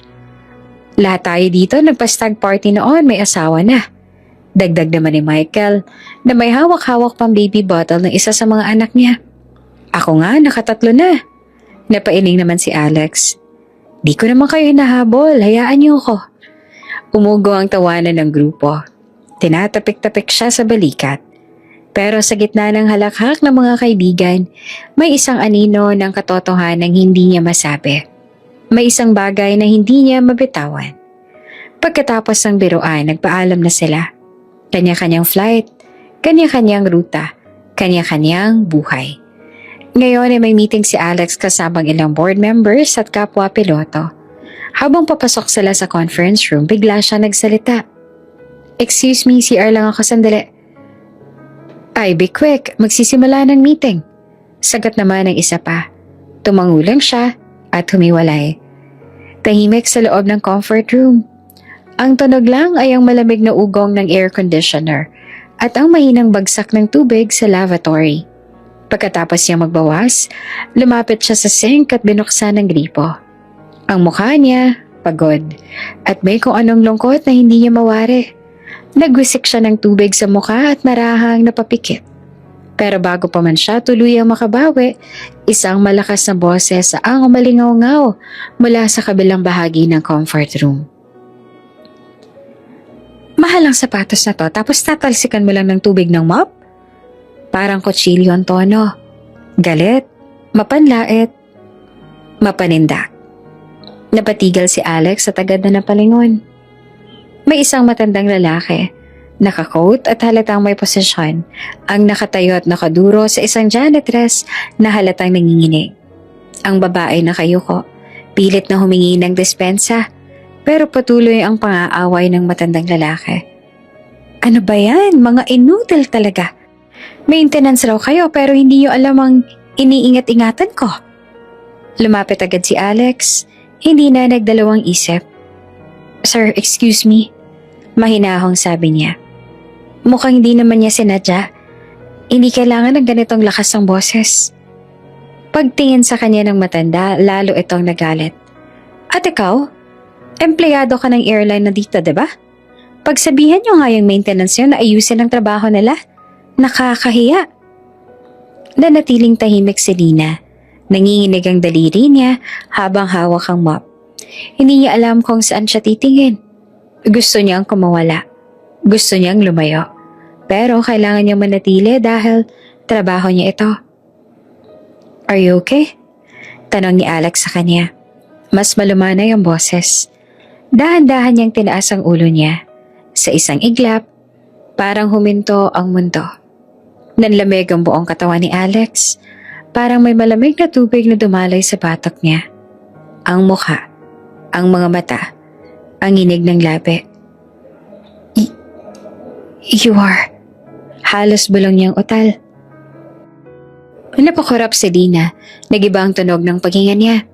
Hindi man niya alam ang buong nangyari nung gabing yon, ngunit kilalang kilala niya ang mukha na ito. Bit-bit nito ang gabing matagal niya nang pinagpasyahang ibaon sa sobrang pait at sakit. Bago pa siya makapagsalita, agad siyang yumuko. Nagtatrabaho lang po ako, sir. Pasensya na po. Excuse me. Mabilis siyang inikot ang cleaning cart at halos tumakbo palabas ng comfort room. Nanatiling nakatayo si Alex sa harap ng sink. Nanlalaki ang mga mata. Parang nakakita ng multo. Parang biglang bumigat ang dibdib niya. Hindi siya nakagalaw. Hindi siya nakapagsalita. Hindi siya makapaniwala. Alex? Pare? Sigaw ng kapwang piloto mula sa pintuan. Tara na, meeting na. What are you doing? Hindi pa rin kumilos si Alex. Nakatitig pa rin siya sa pintuan kung saan lumabas ang janitress. Ang janitress na si Lina, ang babaeng hindi niya nakalimutan, ang babaeng matagal niyang hinanap, ang babaeng iniwan niyang sugatan nang hindi niya nalalaman. At ngayon ay narito, sa parehong lugar, sa parehong oras. Muling bumilis ang tibok ng puso ni Alex. Parang matagal na nakapikit na alaala na biglang dumilat sa harapan niya. At doon niya naramdaman. Nagsisimula pa lang ang bagyong matagal niya nang tinakasan. Isang linggong lumipas mula nang muling makita ni Alex ang mukha ng janitress sa restroom. Pero hindi pa rin siya mapakali. Kahit anong gawin niya, kahit ilang flight ang natapos niya, kahit gaanong karaming meeting ang daluhan niya, isang mukha lang ang hindi mawala sa isip niya. Ang mukha ng babaeng yon. Ang mukha ni Lina. Sa tuwing pipikat si Alex, bumabalik sa isip niyang sandaling nagtama ang mga mata nila. Ang pagkabigla, ang hindi maipaliwanag na pagkakakilala, at ang paraan ng mabilis na pag-iwas nito. Parang takot na makita siya. Hindi makakain si Alex ng pagkain sa harap niya nung gabing yon. Hindi siya makatulog. Hindi siya makapag-focus. Kahit anong pilit niyang kumbinsihin ng sarili na maling assumption na yon, na hindi posibleng siya ang babaeng yon mula 6 na taon nang nakalipas, hindi kumalma ang puso niya. Kaya isang araw, sa hindi niya mapigilang pag-usyoso, nagpautos siya sa isang supervisor. Hindi direktang nagsalita ang piloto, pero sapat na ang pangalan, sapat na ang pagkakataon, si Lina. Sa kabilang banda, halos hindi naman makatulog si Lina sa loob ng 1 linggo. Mula sa sandali na nakita niya si Alex sa restroom noong araw na iyon, para siyang binuhusan ng malamig na tubig. Hindi makagalaw, hindi makahinga. Akala niya kasing laki ng Maynila ang tsansa niyang hindi na muling magtatagpo ang landas nila. Pero nagkamali siya. Hindi niya makontrol ang panginginig ng mga kamay tuwing papasok sa trabaho. Hindi niya alam kung anong gagawin kung sakaling makaharap niya ulit ang piloto. Lalo na kapag nalaman nito ang totoo, na may anak sila, na may batang nakatali sa kanila habang buhay. At ang pinakamasakit, alam ni Lina, wala siyang lakas o karapatan na lumapit sa ama ng bata. Hindi niya kayang harapin ang tanong na iyon. Hindi niya kayang isugal si Atlas. Hindi niya kayang mawala ang anak niya. Isang umaga, pinatawag siya ng head ng maintenance. Napalunok si Lina. Parang tumigil ang mundo niya. Habang naglalakad siya papunta sa opisina, ramdam niya ang lamig sa patok niya. Kapag nakaharap niya ang piloto, ano ang sasabihin niya? Paano kung bigla itong magtanong tungkol sa nakaraan? Paano kung paulit-ulit niyang tanungin? Pagpasok niya sa opisina, naroon si Alex. Nakatayo, nakatalikod sa pinto. Paglingon at pagkakita sa kanya, agad siyang siniklot ng kaba. Nagtagpong muli ang mga mata nila. Parang nalunod siya sa bigat ng titig ni Alex. Umupo siya, pinilit niyang itago ang panginginig ng mga kamay niya. Si Alex ang unang nagsalita. Tahimik pero mabigat. 6 years ago. Para siyang binagsakan ng mundo. Napakuyom si Lina ng palad. Hindi. Hindi niya pwedeng aminin. Hindi siya pwedeng mahuli. Hindi siya pwedeng malaman itong katotohanan. Mabilis siyang umiling. Sir, hindi ko po alam ang sinasabi ninyo. Nakakunot ang noo ni Alex. Parang hindi kumbinsido. Alam mo, nakita kita noon. Sigurado ako na ikaw yan. The gift girl. At my stag party. Sir, hindi po ako ganong klaseng babae. Nanginig ang boses niya. Probinsyana lamang po ako. Nakipagsapalaran ako dito sa Maynila para mabuhay. Hindi ko po alam ang sinasabi ninyo. Mas lalong lumalim ang titig ni Alex. Lina, I know your name. Marami pong Lina. Mabilis siyang sagot. Kung ano man yun, hindi po ako yun. Ilang segundo silang magkaharap.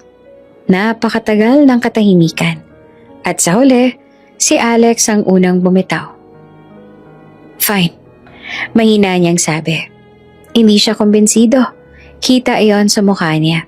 Pero para bang pinili niyang wag nang ipilit. Para bang ayaw niyang manakit. O baka ayaw niyang gumawa ng eksena. Pwede ka nang umalis. Tumayo agad si Lina. Halos ang mamadaling lumabas ang opisina. Dalang kaba na halos hindi magkasya sa dibdib niya. At sa hindi niya inaasahan, 1 linggo lang ang lumipas, may lumabas na memo. Promotion. Si Lina, naging head ng maintenance. Nagkalat ang bulong-bulungan sa crew lounge. Bakit siya? Bagong-bago pa lamang siya. Nako, swerte niya. Pero to be fair masipag na naman talaga siya. Baka naman magaling talaga. Tahimik lang si Nina. Hindi niya alam kung dapat ba siyang matuwa o matakot. At hindi niya alam, si Alex ang nag-request noon. Hindi dahil sa kung ano-ano, pero para lang may excuse siyang makita ito. Para mapalapit. Para makausap. Hindi alam ni Lina. Wala siyang ideya. Sa bahay, si Atlas ay abala sa paglalaro ng laruan niyang airplane. Nakaupo sa sahig. Umiikot-ikot ang maliit na eroplano sa hangin habang ginagawa niyang sound effects na parang totoong makina. Napangiti si Lina at lumuhod sa tabi ng anak. Aba, nahihilig ka sa eroplano anak? Gusto ko pong maging piloto, mama. Natigilan si Lina. Parang tinamaan ng malakas na kidlat ang puso niya. Piloto, katulad ng ama nito. Hindi niya alam kung tadhana ba o biro iyon ang kapalaran. Tahimik lang siya. Hindi niya alam paano mag-react. Mama, bakit hindi po kayo nakikinig? Tanong ni Atlas habang kumakaway pa ang maliit na airplane. Pagod lang si mama anak. Sagot ni Lina kahit alam niyang hindi iyon ang totoo. Napansin ni Sam na parang ibang ugali ng ate niya, lalo na nung mapansing nakatulala ito habang nagluluto. Kaya lumapit siya kay Lina kinagabihan. Ate, may problema ba? Tanong ni Sam na tahimik ang boses. Kanina ka pa parang malayong isip. Hindi naman nakatingin si Lina sa kapatid. Nanatili siya nakatitig sa sahig. Sam, nakita ko na ulit ang tatay ni Atlas. Nanlaki ang mata ni Sam. Ano ate? Anong gagawin mo ngayon? Umiling si Lina, nanginginig. Hindi ko alam. Natatakot ako, Sam. Paano kung alamin niya? Paano kung kunin niya sa akin si Atlas? Pero ate, hindi mo naman matatago habang buhay ang katotohanan. Hindi maiiwasan na isang araw, magtatanong din si Atlas. Deserve niya makilala ang tunay niyang tatay. Deserve niya rin ang magandang buhay. Masama ang pumasok sa dibdib ni Lina. Bakit sa tingin mo, hindi ko kayang ibigay yun kay Atlas? Tanong niya na may bakas ang hinanakit sa boses niya. Hindi naman sa ganon, te. Sagot ni Sam na nahihiya. Pero kasi, ako ang nanay ni Atlas. Pagpipigil ni Nina, pinupunasan ng luhang hindi niya napansing tumulo. Ako lang ang karapatang may magdesisyon kung ano makakabuti sa kanya. At sa gitna ng usapan nila, biglang umubo ng malakas si Atlas. Parehong napalingon ng magkapatid. Mabilis ang ubo, masakit pakinggan, parang may nahabol ang dibdib ng bata. Lumapit sila agad. Inuman mo to anak, sabi ni Lina habang iniaabot ang tubig. Pagkatapos suminom ni Atlas, huminga ito ng malalim. Pero bakas ang pagod sa maliit nitong mukha. Mahigpit ang tingin ni Sam kay Lina. Ate, ilang linggo na ba yung ubo ni Atlas? Mukhang kailangan na natin siyang ipatingin sa doktor. Malapit na ako sumahod. Sagot ni Lina kahit na alam niyang dapat sana mas maaga pa. Ate, may extra allowance naman ako. Kahit yun na lang muna. Mukhang kailangan na talaga eh. Tumango si Lina. Hindi siya pwedeng padalos-dalos. Hindi siya pwedeng mawala sa focus. Pero ngayong nandito at may anak siyang dapat protektahan, isang bagay lang ang sigurado niya. Gagawin niya ang lahat para sa anak niya. Kahit ano pa ang kapalit. Bumuhos ang ulan sa labas ng airport nung gabing iyon. Parang umaalingaw-ngaw ang bawat patak sa sahig. Sumasabay sa tibok ng puso ni Lina habang abala sa trabaho. Todo kayod siya. Hindi lang dahil sa trabaho kundi dahil kailangan niyang matustusan ng gamot ni Atlas. Tuwing gabi palaging siya ang huling umaalis. Palaging siyang naglalakad pa uwi na halos nakasapit ang mga mata sa clock. Umaasang hindi na siya mahuli sa susunod na araw sa trabaho. Si Alex naman sa kabilang banda ay lumapag mula sa isang midnight flight. Pagod na pagod pero agad na namataan si Lina sa terminal hallway. Nagwawalis, naglilinis. Mata pa rin na nakatutok sa paligid, nakayuko sa trabaho niya. You're still here? Tanong ni Alex. Nakatayo sa tabi niya, tinatanaw ang mukha niya. Lumayo si Lina sa kanya, mabilis na nagwalis. Parang gusto niyang lumubog sa sahig. Look, panimula niya at bahagyang nanginginig ang boses. I'm sorry for the things I have said last time. I just really thought you were someone I knew. Tumango lamang si Lina. Halata nagpapasalamat pero hindi makapagsalita ng maayos. Hindi niya alam kung paanong sasabihin na ang mga alaala at ang kaba niya ay mas malalim pa sa simpleng pagkakamali ng pagkilala. Mula noon, madalas yan ang narinig si Alex na bumabati sa kanya sa bawat pagkakataong magkasalubong sila sa terminal. Good morning, Lina. Oh, hey, kamusta? Simple ang pagbate. Pero para kay Lina, napakalaki na ng epekto. Hindi rin nagtagal, nagsimula na rin siyang mapansin ang pagkakulit ni Alex. May mga pagkakataon na kahit nag-iiwas siya o nagbubuhos ng tubig sa sahig, nandyan ito sa tabi niya. Nakangiti, nagkukulit. At minsan, may mga mayayamang pasahero na umaagrabyado na aaway sa kanya. Si Alex ay nariyan para ipagtanggol siya. Hindi niyo po kailangan gawin yon, sir. Sabi ni Lina habang nakatitig sa piloto. Naiintindihan na hindi niya karapatan ng ipagtanggol siya. Everyone deserves to be treated with respect. Sagot pa ni Alex. Mahigpit, ngunit mahinahon. Halos maramdaman ni Lina ang init ng pag-aalaga sa simpleng tono ng boses niya. Parang unti-unti ang dating tensyon sa pagitan nila ay nagbago. May nararamdaman silang pareho kahit hindi nila maipaliwanag. Pero para kay Lina, nakakaaliw na lamang ang simpleng pagbate o pagtanggol ng piloto sa kanya. Ngunit hindi laging maayos ang bawat araw. Isang umaga, biglang hindi pumasok si Lina. Walang abiso, walang tawag. Napansin agad iyon ng supervisor. Sa kalagitnaan ng pag-uusap sa maintenance office, lumabas ang balita. Saang ospital? Tanong ni Alex. Tumayo at lumapit sa isa sa mga maintenance staff. Alam niyo ba kung ano nangyari? Si Atlas. Anak ng janitress nagkaroon daw ng emergency. Sagot ng isa. Halatang nag-aalala rin. Wala raw siyang sapat na pambayad eh. Samantala, para namang natunaw ang mundo ni Lina. Ang puso niya ay parang pumipitik sa bawat segundo.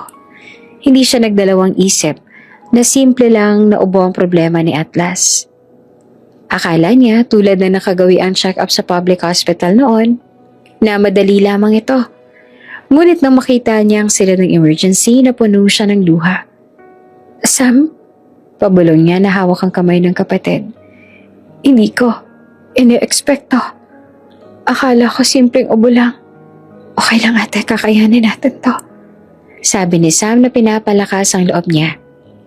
Lalaban tayo para kay Atlas. Habang abala si Lina at Sam sa pag-aasikaso, dumating ang doktor. Malinaw ang ekspresyon, seryoso at halatang hindi pwedeng ipagpabukas ang desisyon.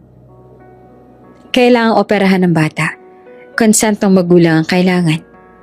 Sabi ng doktor at tinignan si Lina. Napatingin si Lina sa kapatid. Sam, ang pera. Mahina at halos bulong ang kanyang tanong.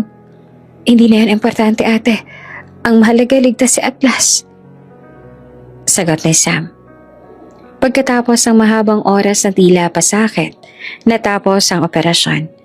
Malaking ginhawang pumasok sa puso ni Lina. Laking gulat niya nang lumapit siya sa cashier ng ospital. Plano sana makiusap ng palugit sa pagbabayad.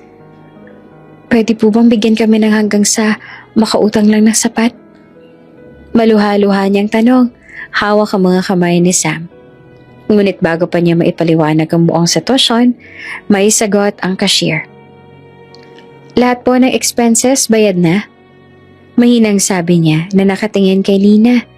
Napalingon si Lina. Napaluhod siya. Ang mga mata niya ay puno ng luha. At nakita niya ang tao sa kabilang dulo ng silid. Si Alex. Tahimik siya. Nakangiti ng kaunti. Ngunit ang mga mata niya ay puno ng malasakit at pangunawa. Wala siyang sinabi. Wala siyang dahilan. Wala siyang pakialam sa ibang tao sa ospital. Ngunit sa simpleng aksyon na iyon, sa pagbabayad ng gastos sa ospital ni Atlas, alam ni Lina sa puso niya na may isang tao sa mundo na nagmamalasakit hindi lamang sa kanya, kundi sa kanyang anak. Hindi niya alam kung paanong sasabihin ang nararamdaman niya. Ang pakiramdam niya ay halo-halo. Pasasalamat, pagkabigla, at ang hindi maipaliwanag na init na dumadaloy sa dibdib niya. Alex, nanginginig ang boses niya. Luha pa rin ang bumabalot sa mata. Ngunit tumango lamang si Alex. Walang salita. Parang sinasabi niyang lahat sa simpleng pagkilos. Para kay Lina, iyon ay sapat. Hindi makapaniwala si Alex sa nangyari. 6 na taon ang lumipas at ngayon, nakaharap niya muli ang babae at ang bata na uning beses siyang makilala. Lumipas ang gabi sa ospital at habang nakaupo siya sa tabi ng kama ni Atlas, binilangan niya ang sa isip. 6 na taon. 6 na taon mula ng gabing iyon. At ang edad ng bata, kapareho ng huling naalala niya nung nagkita sila. Hindi pwedeng kutob lang iyon. Totoo. Huminga siya ng malalim. Pinilit pakalmahin ang sarili.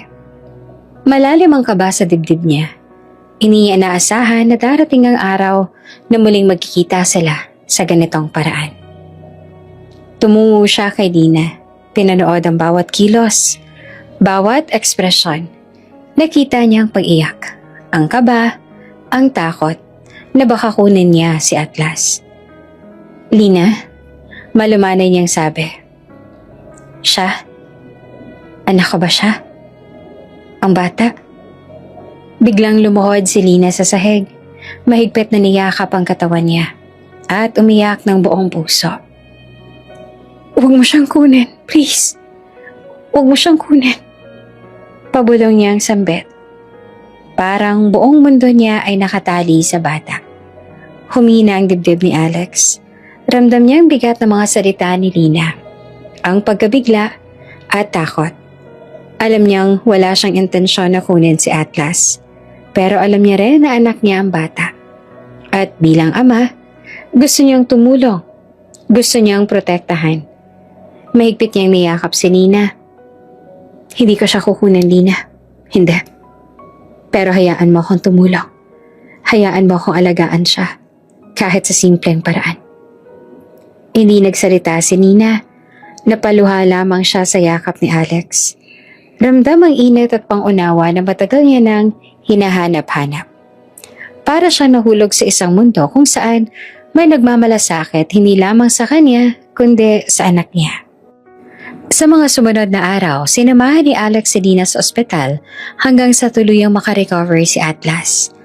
Bawat oras na kasama nila ang bata, unti-unti ring nawala ang takot ni Lina. Ramdam niya na may taong handang tumulong, handang maging kasama, hindi bilang banta kundi bilang suporta. Pagkatapos ng ilang linggo, pinakilala na ni Alex si Atlas sa mundo niya. Isang araw, dinala niya si Atlas sa terminal at sa harap ng ilan niyang kaibigan at kasamahan sinabing, Atlas, gusto kong ipakilala sa iyo ang mundo ko. Ang mundo ng mga taong magmamalasakit sa iyo. Tahimik lang si Lina sa tabi. Napaluha siya sa emosyon. Salamat, wika niya, maluha-luha, halos hindi makapagsalita. Salamat sa lahat, Alex. Talagang handa rin akong bayaran ng lahat para sa lahat ng tulong. Ngunit tumango lamang si Alex, may kaunting ngiti. Huwag na, Lina, hindi naman yon ang punto ko. Pero may isang kondisyon lang, pakiusap lang. Pinilit niyang ngumiti sa harap ni Lina. Hayaan mo si Atlas na maranasan ang mundo ko. Kilalanin ng mga tao at makipagkaibigan. Huwag mo siyang limitahan dahil sa nakaraan. Hayain mo akong maging ama niya. Hindi naman makapaniwala si Lina. Alam niyang mahirap. Alam niyang maraming tao sa paligid ni Alex, lalo na sa airport. Mga flight attendants na may gusto sa kanya. Pati ang ilang pamilya ng piloto ay tiyak na magmamaliit sa kanya at sa bata. Alam niyang siya ang dahilan ng pagkasira ng engagement ni Alex noon. Ngunit hindi agad naging madali. Sa umpisa, may kaunting tensyon sa pagitan nila. Sa opisina, may mga flight attendants at iba pang empleyado na nakatingin kay Lina na may halong panghuhusga. Alam nilang siya ang dahilan ng pagkasira ng engagement ni Alex noon. Isang beses, habang nag-i-inspeksyon sa terminal, may flight attendant na napatalisod kay Lina. May isa pa na sinisigaw-sigawan siya. Halos mapaiyak si Lina sa sobrang kahihiyan. Lumapit si Alex. Nakatingin sa babae na parang nakikilala ang damdamin ng iba. Lina is a human being. Wala ba kayong respeto o decorum? Gusto niyo bang ipatanggal ko kayo? Have you forgotten that my family owns this airline? Mahigpit, ngunit mahinahon ang tono niya. Sa mga sandaling iyon, napagtanto ni Lina na sa kabila ng panghuhusga tingin ng iba, may isang tao na naninindigan sa kanya. Napaluhod siya, napaluha, at napangiti sabay yakap sa Alex. Hindi naglaon, mas lalo pang naging malapit ang dalawa. Ang bawat araw ay napuno ng tawanan, kwentuhan at simpleng moments. Pagkain sa terminal, pagsama sa playground ni Atlas, kahit simpleng coffee break sa lounge. Unti-unti naramdaman nila ang maling pag-usbong ng damdamin. Lina, huwag mong pansinin ang sinasabi nila, hindi yan totoo. Ang mahalaga ay ang bata at ikaw. Minsan pa may flight attendant na nananaray kay Lina. Huminga ng malalim si Alex. Lumapit at mahigpit na ipinagtanggol ang babae. Lina is part of my son's life. Huwag niyo siyang maliitin. Lalo pang lumakas ang loob ni Lina. Ramdam niya na sa kabila ng lahat, may isang tao sa mundo na hindi niya kailangang katakutan. May isang tao na handang ipagtanggol siya. Handang panindigan ang kaniyang anak. Dahil sa gabay at proteksyon ni Alex, unti-unti ring naipakilala ni Lina si Atlas sa iba. Hindi iyon naging madali. May mga titig, may mga bulong, may mga pagtatawa sa likod. Pero sa bawat pagkakataon naroon si Alex, nakatayo sa tabi nila, handang ipagtanggol at panindigan ang bawat hakbang na ginawa nila para kay Atlas. Parang isang bagyong matagal na naipon, na ngayon ay unti-unting humupa. Hindi pa rin perpekto ang mundo. Ngunit para sa unang pagkakataon sa 6 na taon, si Lina ay nakaramdam ng kapayapaan. Si Atlas naman hindi niya alam kung anong lahat ng nangyayari, ngunit ramdam niya ang init at pagmamahal mula sa 2 taong pinakamahalaga sa kanya. At si Alex, para siyang isang gabay na tahimik, ngunit palaging nararoon. Handang maging sandalan, handang maging proteksyon para sa babae at bata na matagal niyang iniwan. Ngunit ngayon ay naroon na, hindi na mawawala. Sa wakas, sa gitna ng stress, ng pamamaliit at mga matagal na sakit ng nakaraan, unti-unti nilang naramdaman na maaaring may bagong simula. Isang simula para sa kanila, para kay Atlas, at para sa bagong buhay na babangon sa pagitan nila. Lumipas pa ang ilang buwan at sa wakas, natanggap na rin ng buong mundo si Alex, sina Lina at Atlas. Hindi na lang basta bilang mga tao na kailangan niyang tulungan, kundi bilang bahagi na rin ng buhay niya. Sa bawat araw na lumilipas, mas lalo niya nakikita kung gaanong kahalaga ang dalawa sa kanya. At sa bawat sandali, ramdam niya ang bigat at ganda ng responsibilidad na dala ng pagiging ama at kasama ni Lina. Sa opisina, hindi na nagtatago si Lina. Hindi na siya natatakot sa mga titig ng mga flight attendants o sa mga bulong ng iba pang empleyado. Alam niyang nandyan si Alex. Nakatingin, handang ipagtanggol at ipakita sa lahat na may lugar siya sa mundo nito. Sa umpisa, natatakot siya sa posibilidad na malaman nila ang nakaraan, na baka may humusga o bumaba ang tingin sa kanya. Pero sa presensya ni Alex, parang may karagdagang lakas siya. Habang lumilipas ang mga araw, napalapit sila sa isa't isa.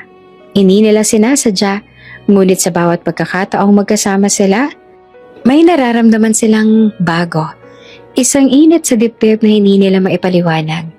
Sa bawat tawanan sa terminal, sa bawat simpleng kwentuhan sa lounge, sa bawat paalala ni Alex kay Nina tungkol sa trabaho, pakaramdam nila para silang nag-uumpisang muli. Pero ngayon ay binibigyan sila ng pagkakataon na itama ang nakaraan. Isang hapon, habang si Alex ay nagbabantay sa runway, napansin niyang nakasabay si Lina sa maliit na terrace ng terminal. May dala itong thermos ng kape at notebook kung saan nakasulat ang mga maintenance schedules. Alam mo, Lina, malumanan yung wika at pinagmasta ng mga eroplano na bumababa at tumataas. Ang dami kong na-miss na simpleng bagay, tulad ng pagtawa mo at ang paraan ng pangiti mo. Napatingin si Lina sa kanya, bahagyang namumula ang pisngi. Alex, hindi ko alam kung paano sasabihin, pero na-miss din kita. Parang tumigil ang oras sa sandaling iyon.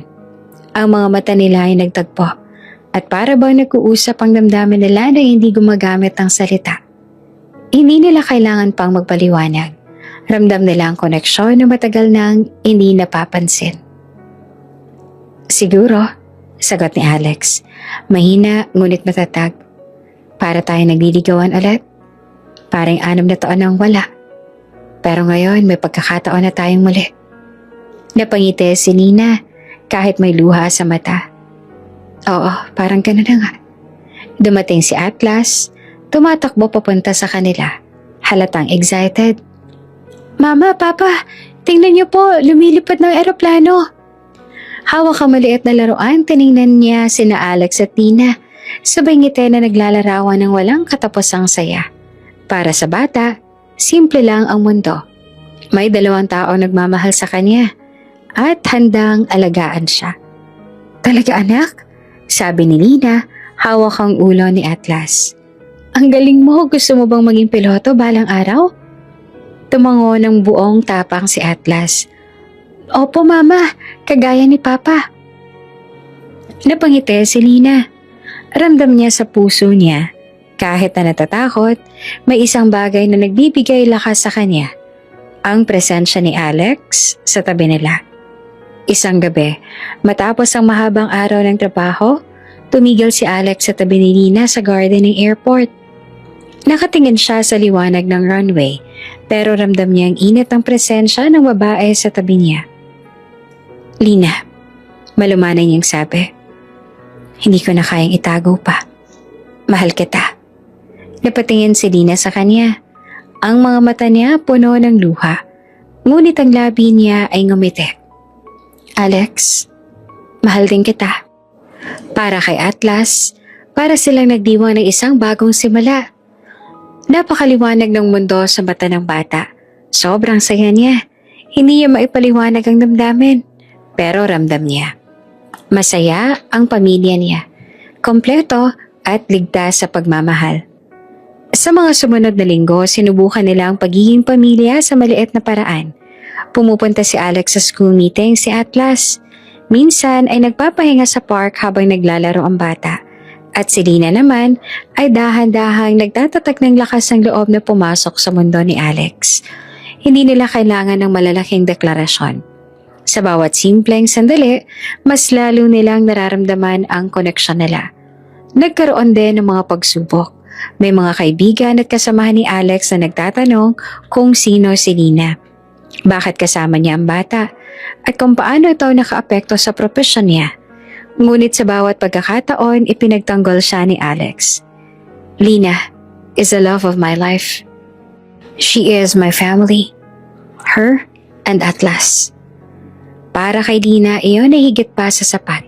Sa wakas, may isang tao sa mundo na hindi niya kailangang katakutan.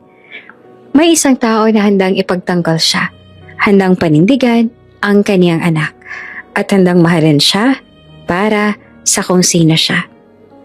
Si Atlas naman, sa bawat araw mas lalo niyang nararamdaman ang pagmamahal ng 2 taong pinakamahalaga sa kanya.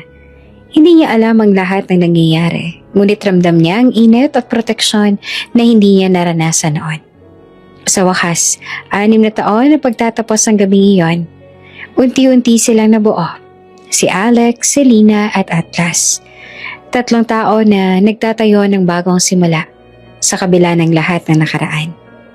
Habang nakayakap sa isa't isa sa garden ng airport, ramdam ni Lina at Alex na kahit ano pa man ang pagsubok na dumating sa kanila, magkasama sila.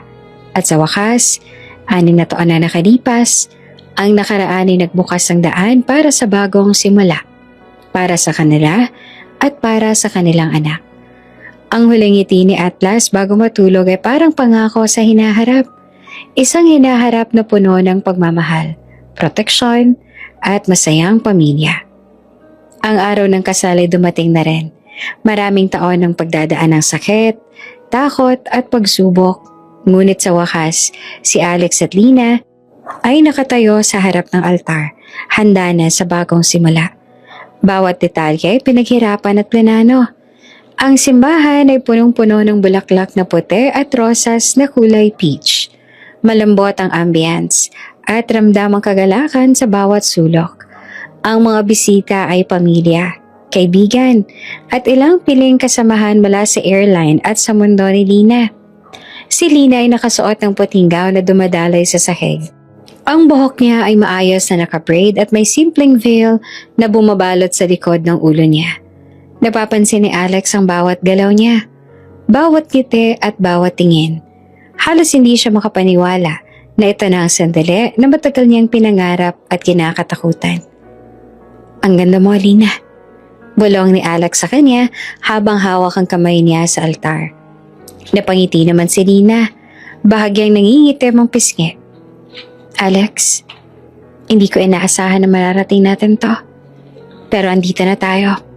Kasama si Atlas. Kasama ka. Si Atlas, suot ang maliit na barong, ay tumatakbo papunta sa altar.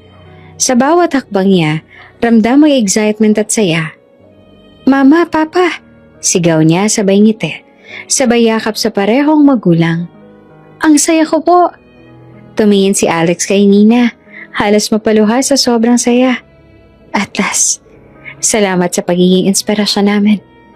Dahil sa'yo, natutunan naming mahalin ang isa't isa. Ulit. Habang nagsimula ang seremonya, nagbasa ang pari ng panalangin. Ang mga mata ni Lina ay punong-puno ng luha. Hindi lang dahil sa emosyon ng sandali, kundi dahil sa lahat ng pinagdaanan nila bago makarating sa puntong ito. Do you, Alex Samaniego, take Lina Mangahas to be your lawfully wedded wife? Wika ng pare. Oo, sagot ni Alex na halatang may hawak na luha sa mata. I do. Do you, Lina Mangahas, take Alex Samaniego to be your lawfully wedded husband? Oo, sagot naman ni Lina. Hindi mapigilan ng sobrang saya at emosyon. Sa oras na yon ay parang huminto ang mundo. Ang lahat ng sakit at takot, ang 6 na taong pangungulila at pag-aalinlangan ay napalitan ng init, kagalakan at pagmamahal. By the power vested in me, I now pronounce you husband and wife. You may now kiss the bride. Sabi ng pare. Hinawakan ni Alex ang mukha ni Lina. Tiningnan siya sa mata at dahan-dahang hinalikan. Ang halik na iyon ay puno ng pangako, ng katatagan at ng pagmamahal na hindi natitinag. Alex, mahal kita. Pabulong ni Lina, halos hindi marinig ng iba. Ngunit ramdam niya ang bawat pulgada ng katotohanan sa mga salita. Mahal din kita, Lina. Lagi. Palagi. Sagot ni Alex at halatang may luha rin sa mata. Pagkatapos ng seremonya, lumabas ang lahat sa simbahan at sinalubong sila ng konfeti at ng masiglang sigawan ng mga bisita. Masayang masaya si Atlas. Tumakbo sa paligid, pinapaikot ang mga bulaklak sa hangin. Ang saya po, Mama, Papa! Sigaw niya habang pinipilit hawakan ng 2 kamay ng magulang. Sa reception, ang bawat detalye ay punong-puno ng saya at pagmamahalan. Ang pagkain ay masarap, ang musika ay masigla, at bawat isa sa mga bisita ay halatang nasisiyahan. Si Alex at Lina sa gitna ng lahat ng ito ay nag-uusap at nagtatawanan. Para silang nagliligawan ulit. Hindi ko mawari, sabi ni Lina habang humihinga sa ilalim ng ilaw ng chandeliers. Nadarating tayo rito. Alam ko, sagot naman ni Alex, hawak ang kamay niya. Pero ngayon nandito na tayo. Buong pamilya na tayo. Kasama si Atlas. Wala na makakapigil sa atin ngayon. Nakatutok si Atlas sa kanila. Hawak ang maliit na laruan niyang eroplano. At sabay ngumiti. Mama, Papa, okay po ba kung maging piloto ako balang araw? Tumawa si Alex at yumakap sa anak. Oo naman anak. Gagawin namin ang lahat para suportahan ka. Si Lina naman ay yumakap sa 3 nila at gagawin namin ang lahat, Atlas. Hindi ka namin iiwanan. Lagi kaming nandito para sa'yo. Sa gitna ng gabi, habang nag-uusap ang mag-asawa at naglalaro si Atlas sa paligid, napagtanto nila na sa wakas, natagpuan nila ang kapayapaan. Ang lahat ng pinagdaanan, ang sakit, ang pagkakalayo sa isa't isa ay nagbigay daan sa isang matibay at mas tapat na pagmamahalan. Si Alex sa wakas ay may pamilya na, si Lina sa wakas ay may katatagan at kaligayahan, At si Atlas, sa wakas, ay may dalawang magulang na handang mahalin at protektahan siya. Palagi at walang kapantay. Ang araw ng kasal ay nagtapos sa isang simpleng fireworks display sa likod ng venue. Habang si Atlas ay tumitingin sa mga ilaw na naglalaro sa langit, sabay hawak ang kamay ni na Alex at Lina. "Ang saya po, Mama, Papa," sabi ni Atlas at parang hindi makapaniwala sa kagandahan ng gabi. Ngumiti si Alex at Lina. Nagkatinginan at sabay na bulong. "Oo anak, masaya na tayo. Masaya na talaga tayo." At sa gabing iyon, sa ilalim ng mga bituin at liwanag ng fireworks, nagtatapos ang isang kabanata ng kanilang buhay. Isang kabanata ng saya, pagmamahalan at bagong simula. Ang nakaraan ay naiwan na at ang hinaharap ay puno ng pangako at pagmamahal. Bago ka pa lang sa channel neto, ibang kwento ni Ate Jane, istorya mo, ikwento ko. Huwag kalimutang pindutin ang notification bell at subscribe button.